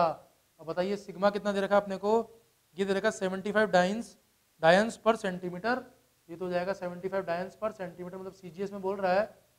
और 2πr को क्या लिखा जाए, तो 2πr को लिखा जाए 2π इंटू आर, आर कितना दे रखा है अपने को 5 सेंटीमीटर। ठीक है, ये दे रखा अपने को सेंटीमीटर में, सेंटीमीटर से सेंटीमीटर चला जाएगा और डायंस में आपको आंसर मिल जाएगा, कितना मिल जाएगा, तो ये आ जाएगा 750 पाई डायंस। तो इतना फोर्स लगाना पड़ेगा आपको सर्कुलर प्लेट को खींचने के लिए। और अगर ये प्लेट की जगह रिंग बोल देता तो उसका डबल फोर्स लगता, तो आंसर आता 1500 पाई डायंस। ठीक है, तो कौन सा ऑप्शन आ जाएगा, फोर्थ ऑप्शन आ जाएगा। नेक्स्ट देखिए क्वेश्चन नंबर 29, इलास्टिसिटी का क्वेश्चन है। क्या कहता है, certain weight is suspended from a long uniform wire, its length increases by 1 centimetre. अगर सेम वेट दूसरे वायर से लगाया जाए जिसका मटेरियल तो सेम है, मतलब यंग मॉडुलस सेम रहेगा, लेंथ सेम है, लेकिन डायमीटर हाफ हो गया, डायमीटर हाफ हो गया मतलब एरिया 1/4 हो जाएगा। तो आपसे बोल रहा है कि इंक्रीज इन लेंथ क्या होगा, तो आप समझिए यंग मॉडुलस का फॉर्मूला क्या होता है, stress upon strain, longitudinal stress upon longitudinal strain, ये हो जाता है FL अपॉन AY, सॉरी ये हो जाएगा F अपॉन A और ये हो जाएगा delta L upon L not. तो क्या लिखा जाएगा, देखो ये हो जाएगा FL not upon A into delta L। तो यहाँ से डेल्टा L कितना मिल जाएगा हमें, डेल्टा L मिल जाएगा FL नॉट अपॉन AY। इसमें से देखिए कि L नॉट कॉन्स्टेंट बोला है आपको, Y कॉन्स्टेंट बोला है और फोर्स भी क्या बोल दिया, कॉन्स्टेंट बोल दिया। इसका मतलब ये जो लेंथ में इंक्रीमेंट आ रहा है ये इनवर्सली प्रोपोर्शनल हो गया किसके, एरिया ऑफ क्रॉस सेक्शन के, यानी कि इनवर्सली प्रोपोर्शनल हो गया रेडियस के स्क्वायर के या डायमीटर के स्क्वायर के। तो देखेंगे ध्यान से कि हम क्या लिख सकते हैं, हम लिख सकते हैं delta L1 upon delta L2 is equals to R2 square upon R1 square. अब आपको क्या बोला है, आपको बोला है कि R2 जो है वो हाफ है किसका, R1 का, तो ये हाफ है R1 का, तो क्या लिखा जा सकता है R1 अपॉन 2 R1 का स्क्वायर, तो ये आ जाएगा 1:4। तो बताइए आपको डेल्टा L2 कितना मिलना चाहिए, 4 टाइम्स डेल्टा L1 मिलना चाहिए। डेल्टा L1 कितना दे रखा था बच्चों, 1 सेंटीमीटर, तो ये कितना आ जाएगा, तो ये आ जाएगा हमारे पास 4 सेंटीमीटर। तो कौन सा ऑप्शन आ जाना चाहिए, थर्ड ऑप्शन आ जाना चाहिए। नेक्स्ट देखिए क्वेश्चन नंबर 30। तो क्वेश्चन नंबर 30 क्या कहता है हमें, कहता है कि mass and diameter of a planet having twice the value of the corresponding parameters of earth, तो एक्सीलरेशन ड्यू टू ग्रेविटी बताना है। तो आप सब लोग जानते हैं कि एक्सीलरेशन ड्यू टू ग्रेविटी का सिंपल सा फॉर्मूला होता है G is equals to GM upon R square. अगर हम बात करते हैं अर्थ की, तो अर्थ पे एक्सीलरेशन G है और प्लेनेट पे मान लीजिए एक्सीलरेशन A है, तो क्या लिखा जा सकता है M अपॉन R स्क्वायर अर्थ के लिए, और उस प्लेनेट के लिए क्या लिखा जा सकता है, तो प्लेनेट उसका डबल है, तो प्लेनेट का मास डबल है, तो प्लेनेट का मास डबल है तो 2m कर देता हूँ। प्लेनेट का रेडियस भी डबल है तो ये हो जाएगा 2r का स्क्वायर। तो देखेंगे ध्यान से, m से m चला जाएगा, यहाँ से 2r का स्क्वायर क्या लिखा जाएगा, 4r स्क्वायर लिखा जाएगा, r स्क्वायर से r स्क्वायर चला जाएगा, 2 से 4 कितनी बार बचेगा, 2 बार, तो ये हो जाएगा 2। तो बताइए एक्सीलरेशन कितना आ जाना चाहिए, G/2 आ जाना चाहिए।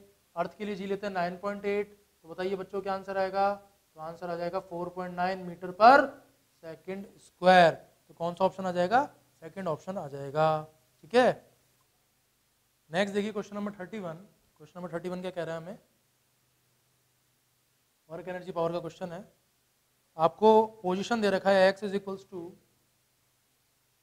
3t minus 4t square plus t cube, और आपसे वर्क डन पूछ रहा है ड्यूरिंग फर्स्ट 4 सेकंड्स, मास भी आपको दे रखा है। तो हम लोग जानते हैं वर्क एनर्जी थ्योरम क्या कहती है कि W बराबर होता है डेल्टा के। तो डेल्टा के निकालने के लिए मैं क्या करूँ, उसका एक बार डिफरेंशिएट करके V निकाल लूँ। तो V कितना आ जाएगा, देखिए 3 minus 8t plus 3t square. ठीक है, t इक्वल टू 0 पर V कितना आ जाएगा, t इक्वल टू 0 पर V आ जाएगा 3 मीटर पर सेकेंड।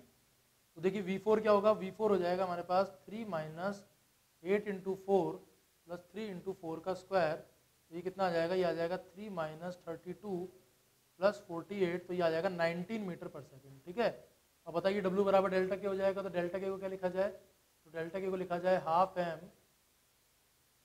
19 का स्क्वायर माइनस 3 का स्क्वायर। ठीक है, मास कितना दे रखा है अपने क्वेश्चन में, मास हमें दे रखा है 30 ग्राम, यानी कि 30/1000। ये हो जाएगा 19 का स्क्वायर माइनस 13 का स्क्वायर यानी कि 16, और 19 प्लस 3 कितना हो जाएगा 22। ठीक है, तो यहाँ पर देखिए 1 0 से 1 0 चला जाएगा, और 2 से ये कितना हो जाएगा 8 टाइम्स, तो ये हो जाएगा 8 3 जा 24, तो ये हो जाएगा 24 इंटू 22/100। तो ये कितना आ जाना चाहिए, ये आ जाना चाहिए 24 इंटू 22/100, ये हो जाना चाहिए 528/100 यानी कि 5.28 जूल। तो बताइए कौन सा ऑप्शन आ जाएगा, फर्स्ट ऑप्शन आ जाएगा, 5.28 joule is the correct answer. ठीक है, नेक्स्ट देखिए क्वेश्चन नंबर 32। आपको बोलता है कि pulley fixed with ceiling carries a string with blocks of mass m and 3m attached to its ends. अब आपसे बोल रहा है कि सेंटर ऑफ मास का एक्सेलरेशन बताइए। तो आप समझने की कोशिश करें, बढ़िया क्वेश्चन है, कई बार इसमें गलती हो जाती है जल्दबाजी में। तो हम जानते हैं कि सेंटर ऑफ मास का जो एक्सेलरेशन होता है वो होता है m1a1 plus m2a2 upon m1 plus m2, और ये पूरा वेक्टर फॉर्म में होता है, इसलिए एक्सेलरेशन आपको वेक्टर फॉर्म में लेने होते हैं। अब आपको कह रहा है कि पुली है और पुली को आपने सीलिंग से इस तरह से कनेक्ट कर रखा है,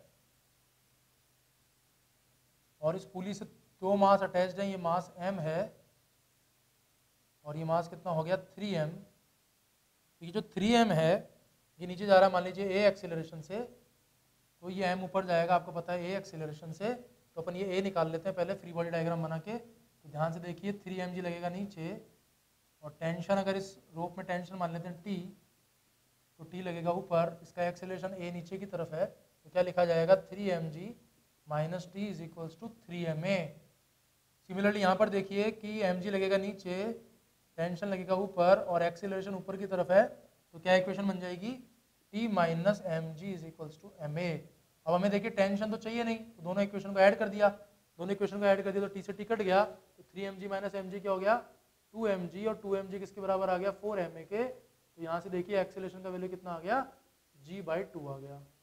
ठीक है, अब हमें यहाँ विद डायरेक्शन यूज में लेना होगा, तो देखिए मैं क्या बोल सकता हूँ, मैं इस एक्सेलरेशन को बोल सकता हूँ a1 को लिखा जा सकता है g/2, और डायरेक्शन क्या हो जाएगा माइनस जे कैप। और अगर इस एक्सेलरेशन को बोला जाता है a2, तो ध्यान से देखिए a2 को क्या लिखा जा सकता है g/2 जे कैप।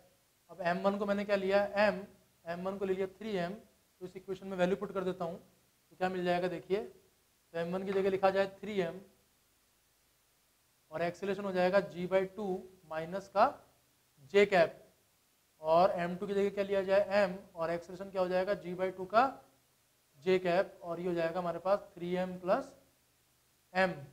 तो ये हमें मिलेगा 3mg/2 या mg/2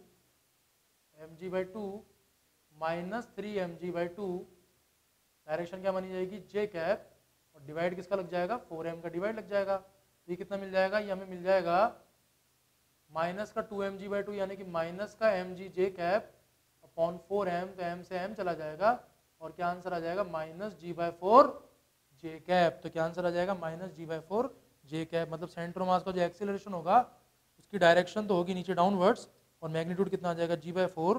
तो बताइए क्या आंसर आ जाएगा थर्ड ऑप्शन हो जाएगा G/4 is the correct answer. ठीक है, नेक्स्ट देखिए क्वेश्चन नंबर 33 क्या कहता है। क्वेश्चन नंबर 33 बिल्कुल सिंपल सा क्वेश्चन है कि अगर कोई बॉल आती है और वॉल से टकराती है तो टकराने के बाद उसके मोमेंटम में कितने का चेंज होता है। तो अगर ये कोलिजन नॉर्मल होता है, नॉर्मल इंसिडेंस अगर होता है और कुछ मेंशन नहीं किया तो अपने को नॉर्मली लेना पड़ेगा। नॉर्मल इंसिडेंस होता है और सेम स्पीड से इंसिडेंस मतलब कि वापस रिबाउंड करती है, मतलब अगर मान लीजिए वी से टकराती है तो इसी लाइन में वी से जाएगी। समझने के लिए हम ऐसे मान लेते हैं कि इस तरह से वी से जा रही है। ठीक है, तो क्या बोला जा सकता है कि change in linear momentum is equals to final momentum यानी कि m v i cap minus initial momentum minus m v i cap. तो ये कितना हो जाएगा 2 एम वी आई कैप। इसका मतलब मैग्नीट्यूड में कितने का चेंज आया, डबल हो गया मैग्नीट्यूड। देखिए ये हो जाएगा 2 एम वी हो जाएगा। तो first option is the correct answer. बिल्कुल सिंपल सा क्वेश्चन था। अगला देखिए क्वेश्चन नंबर 34। तो क्वेश्चन नंबर 34 में हमारे पास 3 रिंग है और ये एक्सिस जो है वाई वाई डैश जो एक्सिस है हमारे पास, ये 2 के लिए तो है डायमेट्रिकली गुजर रही है और तीसरे के सेंटर से गुजर रही है। उसके लिए भी वैसे है तो डायमेट्री, लेकिन 2 के लिए आपको पैरेलल एक्सिस थ्योरम लगानी पड़ेगी। तो देखिए I1 इक्वल टू I2 को क्या लिखा जा सकता है। तो I1 इक्वल टू I2 को लिखा जा सकता है half mr square plus mr square by using parallel axis theorem. तो ये क्या हो जाएगा 3/2 mr स्क्वायर हो जाएगा। और I3 को क्या लिख दिया जाए, तो I3 को लिख दिया जाए mr स्क्वायर बाय 2। ठीक है, क्योंकि डायमीटर के अबाउट हो रहा है। तो नेट जो आपके पास टोटल मोमेंट ऑफ इनर्शिया मिल जाएगा I, वो कितना मिल जाएगा देखिए, वो आ जाएगा 3/2 mr square, 3/2 mr square plus mr square by 2। और इस 3/2 mr स्क्वायर ये तो एक एक्सिस एक रिंग का हुआ है। ऐसे कितनी रिंग है हमारे पास, 2 है। तो उसको किससे मल्टीप्लाई किया जाए, 2 से मल्टीप्लाई किया जाए। तो ये हमारे पास आ जाएगा 3 + 1.5 यानी कि 3 + हाफ यानी कि ये हो जाएगा हमारे पास 7/2 3.5। ये आ जाएगा 7/2 mr स्क्वायर। इसे आप चाहें तो 7/2 pq स्क्वायर भी बोल सकते हैं, क्योंकि यहाँ पर मास कितना दे रखा है अपने को p और रेडियस कितना दे रखा है q। तो बताइए कौन सा ऑप्शन आ जाएगा। तो ये ऑप्शन हमारे पास आ जाएगा फर्स्ट ऑप्शन 7/2 pq स्क्वायर। ठीक है, सिंपल सा क्वेश्चन है। नेक्स्ट क्वेश्चन देखिए, ये भी बड़ा सिंपल सा क्वेश्चन लग रहा है कोलिजन का। आपको कहता है कि बुलेट है जिसका मास स्मॉल m है और ये स्ट्राइक करती है किसके साथ, वुडन ब्लॉक के साथ जिसका मास कैपिटल M है, और ब्लॉक जो है वो y हाइट तक राइज कर जाता है। तो आपको बुलेट की इनिशियल वेलोसिटी बतानी है। ठीक है, तो आप समझिए कि इसमें बुलेट जो है वो ब्लॉक के साथ साथ ही मूव कर रही है। तो पहले हमने क्या किया, इस क्वेश्चन को करने के लिए हमने मोमेंटम कंजर्वेशन लगाया। तो मैंने माना कि बुलेट की स्पीड है मान लीजिए v0, m × v0, और ब्लॉक का मोमेंटम शुरू में कितना था 0। अब ये दोनों एक साथ मूव कर रहे हैं तो टोटल मास क्या ले लिया जाए m + m, और मान लीजिए कितनी स्पीड से मूव कर रहे हैं, v स्पीड से। तो यहाँ से देखिए आपको v0 कितना मिल जाना चाहिए, तो यहाँ से v0 मिल जाना चाहिए m + m/m × v। अब अगर हम ये v कैलकुलेट कर लेते हैं तो हमें v0 मिल जाएगा, क्योंकि हमें v0 फाइंड आउट करना है। तो देखिए ध्यान से यहाँ पर एनर्जी कंजर्वेशन लगाते हैं। अगर ये पूरा सिस्टम y हाइट तक जाता है और आप एनर्जी कंजर्वेशन लगाते हैं तो क्या लिखा जा सकता है कि शुरू में पोटेंशियल एनर्जी कितनी है 0, काइनेटिक एनर्जी कितनी है half m + m × v square. Maximum height पर जब ये पहुंचेगा तो काइनेटिक एनर्जी हो जाएगी 0 और पोटेंशियल एनर्जी हो जाएगी m + m × gh। तो यहाँ देखिए m + m से m + m चला जाएगा और v का वैल्यू कितना मिल जाएगा आपको √2gh। इस √2gh को हम यहाँ सब्स्टिट्यूट कर देंगे तो बताइए हमारे पास कौन सा ऑप्शन आ जाएगा। h का वैल्यू दे रखा है आपको y, तो हमारे पास ऑप्शन आ जाएगा m + m/m और यहाँ मिल जाएगा √2gy। ठीक है, तो बताओ बच्चों कौन सा ऑप्शन आएगा। तो ये हमारे पास आ जाएगा ऑप्शन फर्स्ट यानी कि A is the correct answer. ठीक है, नेक्स्ट क्वेश्चन देखिए, question number 36। A particle is moving along a circular path with constant speed. The acceleration of the particle is constant in. तो आपको समझ में आना चाहिए कि जब अपन यूनिफॉर्म सर्कुलर मोशन की बात करते हैं तो यूनिफॉर्म सर्कुलर मोशन के लिए स्पीड कांस्टेंट होती है, ठीक है, लेकिन डायरेक्शन कांस्टेंट नहीं होने की वजह से वेलोसिटी कांस्टेंट नहीं होती है। और वेलोसिटी कांस्टेंट नहीं होती है इसलिए एक्सीलरेशन 0 नहीं होता है। कौन सा एक्सीलरेशन 0 होता है, टेंजेंशियल एक्सीलरेशन 0 होता है, लेकिन सेंट्रीपिटल एक्सीलरेशन 0 नहीं होता है। तो ये जो सेंट्रीपिटल एक्सीलरेशन होता है इसका मैग्नीट्यूड तो सेम रहता है लेकिन इसका डायरेक्शन चेंज होता रहता है। क्यों, क्योंकि सेंट्रीपिटल एक्सीलरेशन हमेशा सेंटर की तरफ लगेगा। तो अगर आप इस पॉइंट पर बात करेंगे तो देखिए इसकी डायरेक्शन ऐसे रहेगी, इस पॉइंट पर बात करेंगे तो इसकी डायरेक्शन आएगी टुवर्ड्स द सेंटर। इस तरह से, इस पॉइंट पर बात करेंगे तो टूवर्ड्स द सेंटर इस तरह से, इस तरह से, इस तरह से, तो मैग्नीट्यूड तो सेम रहेगा लेकिन क्या चेंज हो जाएगा, डायरेक्शन चेंज हो जाएगा। मतलब सेंट्रीपिटल एक्सीलरेशन कांस्टेंट नहीं होता, सेंट्रीपिटल एक्सीलरेशन का सिर्फ मैग्नीट्यूड कांस्टेंट होता है। तो क्या आंसर आ जाएगा, देखो फर्स्ट ऑप्शन हो जाएगा। ठीक है, नेक्स्ट देखिए, करेक्ट स्टेटमेंट बताना है आपको। तो फर्स्ट स्टेटमेंट देखिए कि बॉडी का कांस्टेंट वेलोसिटी हो सकता है और वेरिएबल स्पीड हो सकता है। ये तो गलत हो गया। अगर किसी बॉडी का वेलोसिटी कांस्टेंट है, ध्यान से समझें कि अगर किसी बॉडी का वेलोसिटी कांस्टेंट है तो वेलोसिटी का मतलब होता है direction as well as magnitude. Question number 37 देखिए, तो करेक्ट स्टेटमेंट बताना है अपने को क्वेश्चन नंबर 37 में। तो फर्स्ट ऑप्शन देखिए क्या कहता है कि वेलोसिटी कांस्टेंट है। तो अगर वेलोसिटी कांस्टेंट है इसका मतलब वेलोसिटी का मैग्नीट्यूड कांस्टेंट होना चाहिए और वेलोसिटी का डायरेक्शन भी कांस्टेंट होना चाहिए। अभी आपको क्या कहता है कि वेरिएबल स्पीड है, स्पीड वेरिएबल हो जाए और वेलोसिटी कांस्टेंट हो जाए, तो ऐसा तो पॉसिबल नहीं है। वेलोसिटी को कांस्टेंट होने के लिए दोनों को कांस्टेंट होना पड़ेगा, मैग्नीट्यूड को भी और डायरेक्शन को भी। इसलिए फर्स्ट ऑप्शन तो क्या हो गया, गलत हो गया। सेकंड ऑप्शन देखिए, कांस्टेंट स्पीड है लेकिन वेलोसिटी वेरिएबल हो जाए, तो ये हो सकता है। कैसे, कांस्टेंट मैग्नीट्यूड हो लेकिन डायरेक्शन चेंज होने लग जाए या चेंज हो जाए, तो जब डायरेक्शन चेंज हो जाएगा तो बताइए वेलोसिटी क्या हो जाएगा, वेरिएबल हो जाएगा। कांस्टेंट स्पीड और एक्सीलरेशन ना हो, तो अभी हमने देखा लास्ट क्वेश्चन में, स्पीड कांस्टेंट होती है उसको यूनिफॉर्म सर्कुलर मोशन बोलते हैं, और यूनिफॉर्म सर्कुलर मोशन के केस में वेलोसिटी वेरिएबल होती है क्योंकि डायरेक्शन चेंज होता है। तो वेलोसिटी वेरिएबल होगी तो एक्सीलरेशन जीरो नहीं होगा और सेंट्रीपिटल एक्सीलरेशन प्रेजेंट रहता है। तो थर्ड ऑप्शन भी गलत हो गया। फोर्थ ऑप्शन देखिए, a body in motion under a force acting upon it must always have work done upon it. तो ये जरूरी नहीं है कि वर्क डन हो, क्योंकि वर्क डन जो होता है वो होता है फोर्स और डिस्प्लेसमेंट का डॉट प्रोडक्ट। तो देखिए ध्यान से कि फोर्स अगर नॉन जीरो है, फोर्स अगर नॉन जीरो है लेकिन डिस्प्लेसमेंट जीरो हो जाए तो वर्क डन क्या हो जाएगा, जीरो। मान लीजिए फोर्स भी नॉन जीरो है और डिस्प्लेसमेंट भी नॉन जीरो है, लेकिन ये एंगल अगर इन दोनों के बीच का एंगल 90 डिग्री हो जाए कि force is perpendicular to displacement, तो भी बताइए वर्क डन क्या हो जाएगा, जीरो हो जाएगा, क्योंकि उस केस में डॉट प्रोडक्ट क्या हो जाएगा, जीरो हो जाएगा। ठीक है, ये ऑप्शन भी गलत हो गया। तो करेक्ट ऑप्शन कौन सा माना जाएगा, सेकंड माना जाएगा। एक ही सिंगल करेक्ट है इसके अंदर, सेकंड आंसर आ जाएगा। ठीक है, नेक्स्ट देखिए क्वेश्चन नंबर 38। तो क्वेश्चन नंबर 38 क्या कहता है कि अगर 8 किलोमीटर पर आवर से किसी बोट को रो किया जाता है तो कितनी पावर चाहिए, 24 हॉर्स पावर की पावर चाहिए।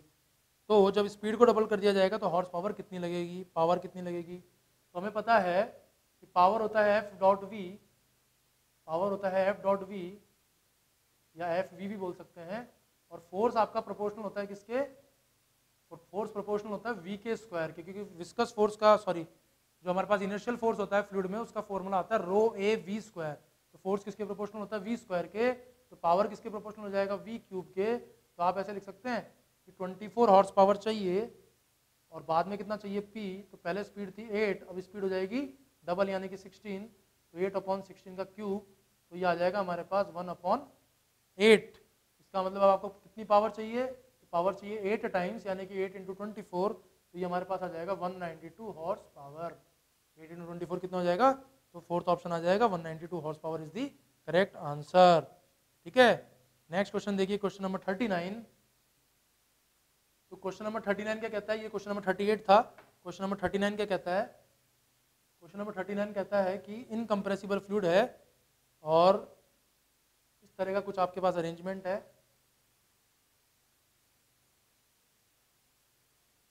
इस तरह का अरेंजमेंट है। देखिए यहाँ से फ्लूइड आता है और फिर उसके बाद दो रास्ते तो इस तरह से चला जाता है। तो आप समझने की कोशिश करें कि जो वॉल्यूम का फ्लो रेट होता है dV/dt ये कांस्टेंट रहेगा, और dV/dt कांस्टेंट रहेगा तो देखिए हम लोग क्या लिख सकते हैं, हम लोग लिख सकते हैं कि इधर बोल देता हूँ मैं dV/dt, इसको बोल देता हूँ dV1/dt और इसको बोल देता हूँ dV2/dt। तो क्या लिखा जा सकता है कि dV/dt is equals to dV1/dt, flow rate of liquid constant रहना चाहिए, तो dV2/dt यानी कि जितना फ्लो यहाँ से होगा पर यूनिट टाइम तो इन दोनों का मिला के भी उसी के बराबर होना चाहिए। अब इस फ्लो रेट को हम लोग क्या लिख सकते हैं, देखिए तो वॉल्यूम को लिखा जा सकता है, तो डेंसिटी बराबर होता है मास अपॉन वॉल्यूम, तो वॉल्यूम को लिखा जा सकता है मास अपॉन, देखिए डेंसिटी को लिखा जाएगा मास अपॉन वॉल्यूम, तो यहाँ से हम वॉल्यूम को क्या लिख सकते हैं, या फिर अपन ऐसे करें, वॉल्यूम को लिख दें एरिया इंटू डी एक्स, छोटा सा एलिमेंट ले लें डी एक्स, तो डी वी को क्या लिखा जा सकता है, A into D X, D V by D T करेंगे या delta V by delta T करेंगे तो ये आपको क्या मिल जाएगा, ए वी मिल जाएगा। इसका मतलब इसे क्या लिखा जा सकता है, इसे लिखा जा सकता है a we is equals to a one v one plus a two v two. इसका मतलब क्या हुआ कि देखिए ध्यान से कि एरिया दे रखा है 0.12, स्पीड दे रखी है 3, तो ये बराबर हो जाएगा 0.12, स्पीड है 1.5 और ये बराबर हो जाएगा हमारे पास 0.18 और ये स्पीड कितनी दे रखी है, आपको v2 दे रखा है v के बराबर। तो आपको v कैलकुलेट करना है, तो इस इक्वेशन को सॉल्व कर लेते हैं। देखिए जब इस इक्वेशन को सॉल्व करेंगे तो हमें क्या मिलेगा, तो हमें मिल जाएगा, देखिए ध्यान से यहाँ पर ये पॉइंट तो चला जाएगा, तो हमें क्या मिल जाएगा 12 इंटू 3 माइनस, ये प्लस हो रहा है ना इसके साथ, ये तो इसके साथ प्लस हो रहा है, 12 into 3 minus 12 into 1.5 divided by 18 is equals to v. यहाँ से 12 बाहर कॉमन ले लो तो 3 माइनस 1.5 कितना हो जाएगा 1.5 अपॉन 18 ये आ जाएगा v। तो 6 से इसको कैंसिल कर देते हो, 6 टू 12, 6 से 18, ये हो जाएगा 3 और ये भी 3, तो v का वैल्यू आ जाएगा 1। तो बताइए क्या आंसर आ जाना चाहिए, 1 मीटर पर सेकेंड आंसर आ जाना चाहिए। तो फर्स्ट ऑप्शन हो जाएगा। नेक्स्ट देखिए क्वेश्चन नंबर 40। तो क्वेश्चन नंबर 40 क्या कहता है, तो क्वेश्चन नंबर 40 कहता है कि कोई न्यूटोनियन फ्लूइड है और शाफ्ट और स्लीव के बीच में उसे भरा गया है और जब वो फोर्स लगाया जाता है 800 न्यूटन का, तो शाफ्ट की स्पीड आ जाती है 2 सेंटीमीटर पर सेकेंड। अगर 2.4 किलो न्यूटन का फोर्स लगाया जाएगा तो शाफ्ट की स्पीड क्या होगी। तो हम सब लोगों को पता है, हमने फॉर्मूला पढ़ रखा है कि एफ इज इक्वल टू होता है ईटा ए पी अपॉन एल, ऐसे एक फॉर्मूला पढ़ रखा है हम लोगों ने विस्कोसिटी का। इस फॉर्मूले से हमें क्या समझ में आता है कि force is directly proportional to speed, यानी कि F1 अपॉन F2 को क्या लिखा जा सकता है, V1 अपॉन V2 भी लिखा जा सकता है। इसका मतलब जब आपने फोर्स लगाया 800 न्यूटन का और फिर फोर्स लगाया आपने 2.4 किलो न्यूटन यानी कि 2400 न्यूटन का, तो पहले स्पीड 2 सेंटीमीटर पर सेकेंड थी, तो बाद में कितनी हो जाएगी, मान लेते हैं v हो जाएगी। तो देखिए दोनों जीरो से दोनों जीरो चले गए, तो 8 3 क्या होता है 24, तो v का वैल्यू कितना आ जाना चाहिए, 6 सेंटीमीटर पर सेकेंड आ जाना चाहिए। तो क्या आंसर आ जाएगा बच्चों, 6 सेंटीमीटर पर सेकेंड आंसर आ जाएगा। नेक्स्ट क्वेश्चन देखिए क्वेश्चन नंबर 41। क्वेश्चन नंबर 41 में आपको कहता है कि आपको मैग्नीट्यूड निकालना है इलेक्ट्रिक फील्ड का किस पॉइंट पर, बी पॉइंट पर, और ये बी पॉइंट आपको दे रखा है 2,0,0, तो इसे ड्रॉ कर लेते हैं। देखिए तो ये y एक्सिस, ये x एक्सिस, ये ओरिजिन, तो b का मतलब हो गया ये वाला पॉइंट 2,0,0। अब कहता है कि डाइपोल का डाइपोल मोमेंट दे रखा है i cap plus √3 j cap. इसका क्या मतलब हुआ, समझिए कि x एक्सिस के अलोंग डाइपोल मोमेंट क्या है, i कैप, x एक्सिस के along dipole moment is i cap. तो इस तरह से बना दो i कैप, px लिख देता हूँ उसको, तो px कितना हुआ i कैप, और y एक्सिस के अलोंग कितना है √3 j कैप, यहाँ बना देता हूँ आपको py is equals to √3 j cap, ये ना। अब इलेक्ट्रिक फील्ड निकालिए अपने को पॉइंट बी पर, तो ध्यान से देखिए कि px के लिए वाला पॉइंट हो गया एक्सियल पॉइंट, तो px के लिए वाला पॉइंट क्या हो गया, एक्सियल पॉइंट हो गया। तो बी पॉइंट पर जो इलेक्ट्रिक फील्ड आएगी px की वजह से, उसे मैंने बोल दिया ई पैरेलल, या ई पैरेलल, चलो ये बोल देता हूँ, ई पैरेलल बोल देता हूँ। इस डाइपोल के लिए देखिए ये वाला पॉइंट हो गया इक्वेटोरियल, तो इलेक्ट्रिक फील्ड की डायरेक्शन आएगी अपोजिट डायरेक्शन में, और इसे क्या लिखा जाए, इसे लिखा जाए ई परपेंडिकुलर। अब आपको ई पैरेलल और ई परपेंडिकुलर का मैग्नीट्यूड निकालना है। डिस्टेंस आपको कितना दे रखा है, 2 दे रखा है, ठीक है। तो ध्यान से देखिए ई पैरेलल का मैग्नीट्यूड क्या लिखा जा सकता है, ई पैरेलल का मैग्नीट्यूड लिखा जा सकता है 2kpx upon D cube, 2kpx upon D cube. px का वैल्यू कितना था हमारे पास 1 मैग्नीट्यूड की अगर बात करें तो, और d कितना था 2, तो ये हो जाएगा 2 का क्यूब, तो ये कितना मिल जाएगा आपको k/4 मिल जाएगा। आपको ऑप्शन k के टर्म्स में निकालना है, तो ये आ जाएगा k/4, ठीक है। इसी तरह से ई परपेंडिकुलर अगर निकाला जाए तो क्या लिखा जाए, kpy अपॉन डी क्यूब, इसमें 2 नहीं आएगा बच्चों, है ना, ये हो जाएगा डी क्यूब। तो इसे क्या लिखा जाए, देखिए इसे लिखा जाए k, ये हो जाएगा √3, मैग्नीट्यूड √3 दे रखा है, तो ये हो जाएगा √3, और ये हो जाएगा 2 का क्यूब, यानी कि कितना हो जाएगा 8 हो जाएगा, ठीक है। तो चाहे तो अपन इसको भी क्या लिख सकते हैं, 2k/8 लिख सकते हैं। अब देखिए इनका वेक्टर सम करना पड़ेगा आपको, तब जाके आपको इलेक्ट्रिक फील्ड मिलेगा। इलेक्ट्रिक फील्ड क्योंकि ये 90 डिग्री पे है तो क्या हो जाएगा, पैरेलल का स्क्वायर प्लस परपेंडिकुलर का स्क्वायर, तो k/8 तो बाहर कॉमन आ जाएगा और अंदर क्या मिलेगा अपने को 2 का स्क्वायर यानी कि 4 और √3 का स्क्वायर यानी कि 3, तो बताइए कितना आ जाना चाहिए, तो ये आ जाना चाहिए √7k/8। तो क्या आंसर आ जाएगा, √7k/8 आंसर आ जाएगा। तो बच्चों बताओ कौन सा ऑप्शन आ जाएगा, थर्ड ऑप्शन आ जाएगा। ठीक है, नेक्स्ट देखिए क्वेश्चन नंबर 42 क्या कहता है अपने को, तो ये आपका ऑसिलेशन का क्वेश्चन है, स्मॉल ऑसिलेशन बोल रहा है और आपको पोटेंशियल एनर्जी का इक्वेशन दिया हुआ है इसके अंदर और पूछ क्या रहा है हमसे, टाइम पीरियड पूछ रहा है स्मॉल ऑसिलेशन के लिए। तो देखिए ध्यान से क्वेश्चन नंबर 42 को क्या लिखा जा सकता है, u = u0 1 - cos αx। तो आपको पता है कि कंजर्वेटिव फोर्स के लिए हम लोग बोल सकते हैं कि F = -du/dr और यहाँ पर x है तो मैंने ले लिया dx। तो बताइए क्या हो जाएगा ये, तो ये हो जाएगा -u0, 1 का तो क्या हो जाएगा 0, cos का क्या हो जाएगा माइनस साइन, तो ये हो जाएगा प्लस साइन αx और अल्फा कहाँ चला जाएगा, बाहर चला जाएगा, तो आपको क्या मिल जाएगा फोर्स, तो आपको फोर्स मिल जाएगा -u0 अल्फा साइन αx।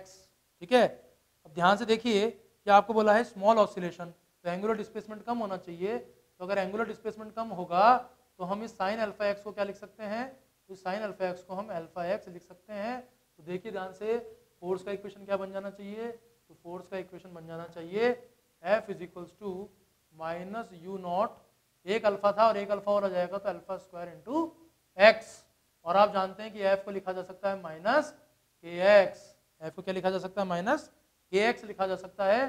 तो यहाँ से k का वैल्यू कितना आ गया, k का वैल्यू आ गया u0 × α²। बोला है कि नहीं आया। अब आपको पता है टाइम पीरियड का फॉर्मूला क्या होता है SHM के लिए, तो SHM के लिए टाइम पीरियड का फॉर्मूला होता है बच्चों 2π√m/k।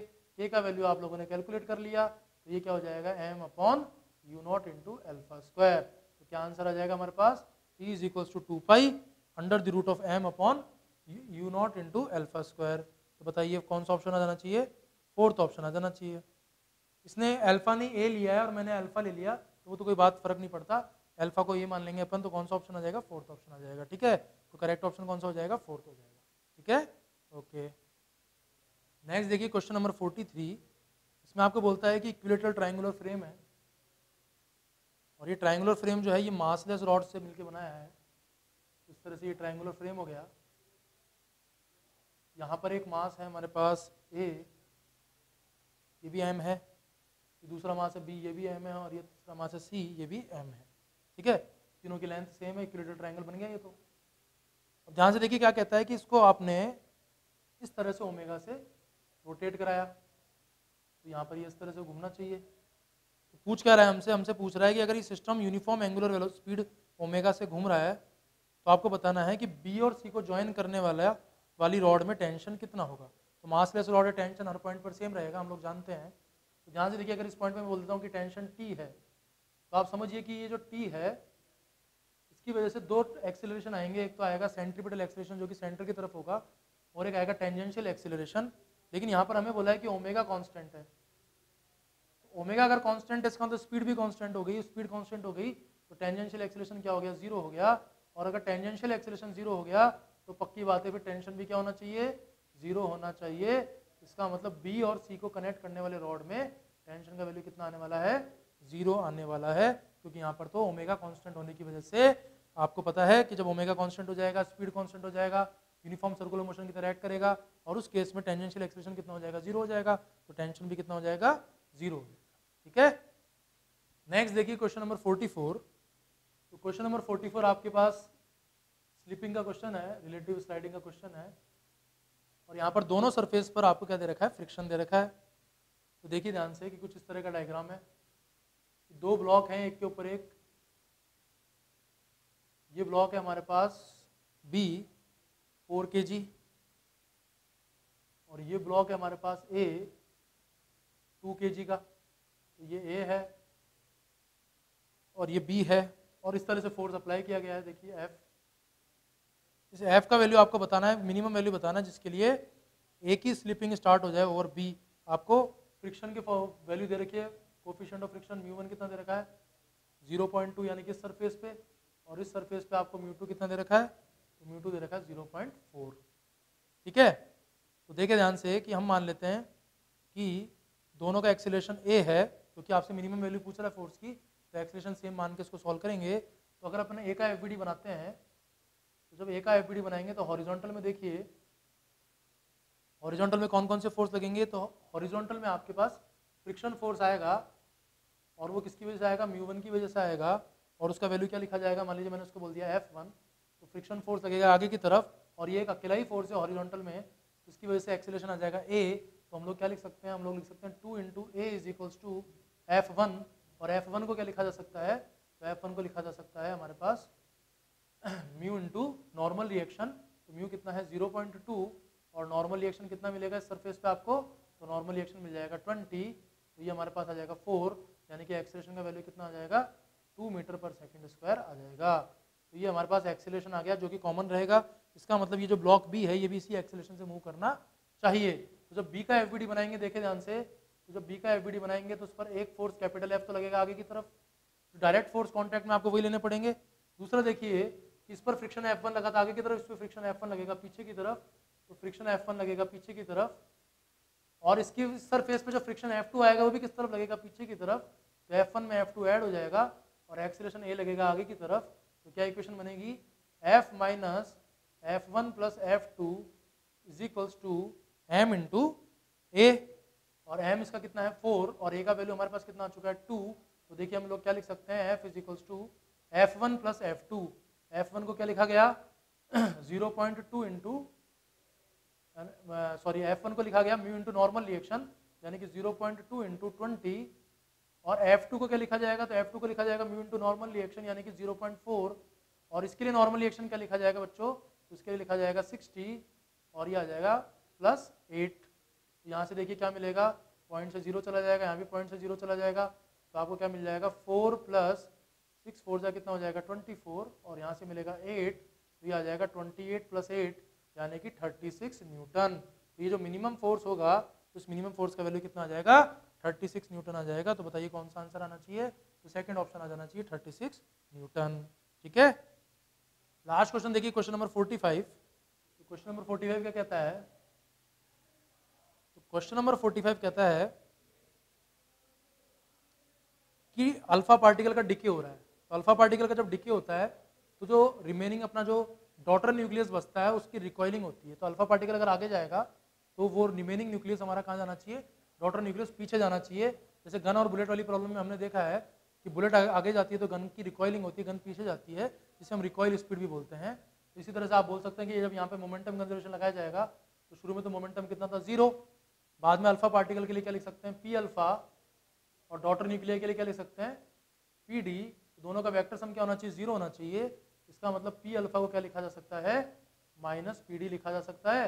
यहाँ पर माइनस साइन क्या शो कर रहा है कि दोनों की डायरेक्शन एक दूसरे की क्या होगी, अपोजिट होगी। अगर मैग्नीट्यूड की बात करें तो P अल्फा का मैग्नीट्यूड किसके बराबर हो जाएगा, PD के मैग्नीट्यूड के बराबर हो जाएगा। इसे देखिए मैं लिख सकता हूँ 2m अल्फा K अल्फा, और इसे लिख सकता हूँ √2md KD। ठीक है, यानी कि क्या लिखा जा सकता है फाइनली, तो फाइनली लिखा जा सकता है m alpha K alpha = md KD। Alpha particle का मास होता है 4 टाइम्स मास ऑफ प्रोटॉन, और डॉटर न्यूक्लियाई का मास हो जाएगा A - 4 × मास ऑफ प्रोटॉन, क्योंकि हमने यहाँ माना है कि प्रोटॉन और न्यूट्रॉन का मास क्या रहेगा, सेम रहेगा, तो इसे मैंने m मान लिया। तो m यहाँ देखिए यहाँ पर कैंसिल हो जाएगा, और आपके पास क्या रिलेशन आ जाएगा, आपके पास रिलेशन आ जाएगा कि KD = 4/A - 4 times of K alpha. तो ये हमारे पास एक इंपॉर्टेंट रिलेशन आ गया। ठीक है, लेकिन इस एक रिलेशन से काम चलेगा नहीं। तो देखिए आपको Q वैल्यू दिया हुआ है, कितना दिया हुआ है Q वैल्यू 50 MeV दिया हुआ है। Q वैल्यू का मतलब क्या होता है, तो रिएक्शन की जो Q वैल्यू होगी वो होगी kinetic energy of alpha particle plus kinetic energy of daughter nuclei. ठीक है, तो क्या लिखा जाए, तो इसे लिखा जा सकता है देखिए K alpha plus K alpha × 4/A - 4। तो यहाँ से देखिए K अल्फा को बाहर कॉमन ले लिया जाए क्योंकि इसका वैल्यू हमें दिया हुआ है, तो क्या मिल जाएगा A - 4 + 4/A - 4। तो यहाँ पर 4 से 4 कैंसिल हो जाएगा। ठीक है, हमें A का वैल्यू फाइंड आउट करना है, और हमारे पास K अल्फा का वैल्यू गिवन है। तो क्या है K अल्फा का वैल्यू गिवन 48। तो ये हो जाएगा 50 = क्योंकि ये तो 50 है, तो 50 = 48, 50 = 48 टाइम्स, और ये हो जाएगा A/A - 4। ठीक है, तो 48 को नीचे भेज देते हैं, तो ये हमारे पास आ जाएगा 25, और ये हमारे पास हो जाएगा 24। तो क्या लिखा जा सकता है, 25a minus 100 is equals to 24a। तो यहाँ से देखिए a का वैल्यू कितना आ जाएगा, 100 आ जाएगा। तो बताओ बच्चों क्या आंसर आएगा, तो आंसर आ जाएगा 100। तो कौन सा ऑप्शन सही माना जाएगा, तो सेकंड ऑप्शन सही माना जाएगा। ठीक है, तो ये आज हमने एनटीए के मॉक टेस्ट का नीट के लिए 18 नंबर पेपर हमने डिस्कस किया।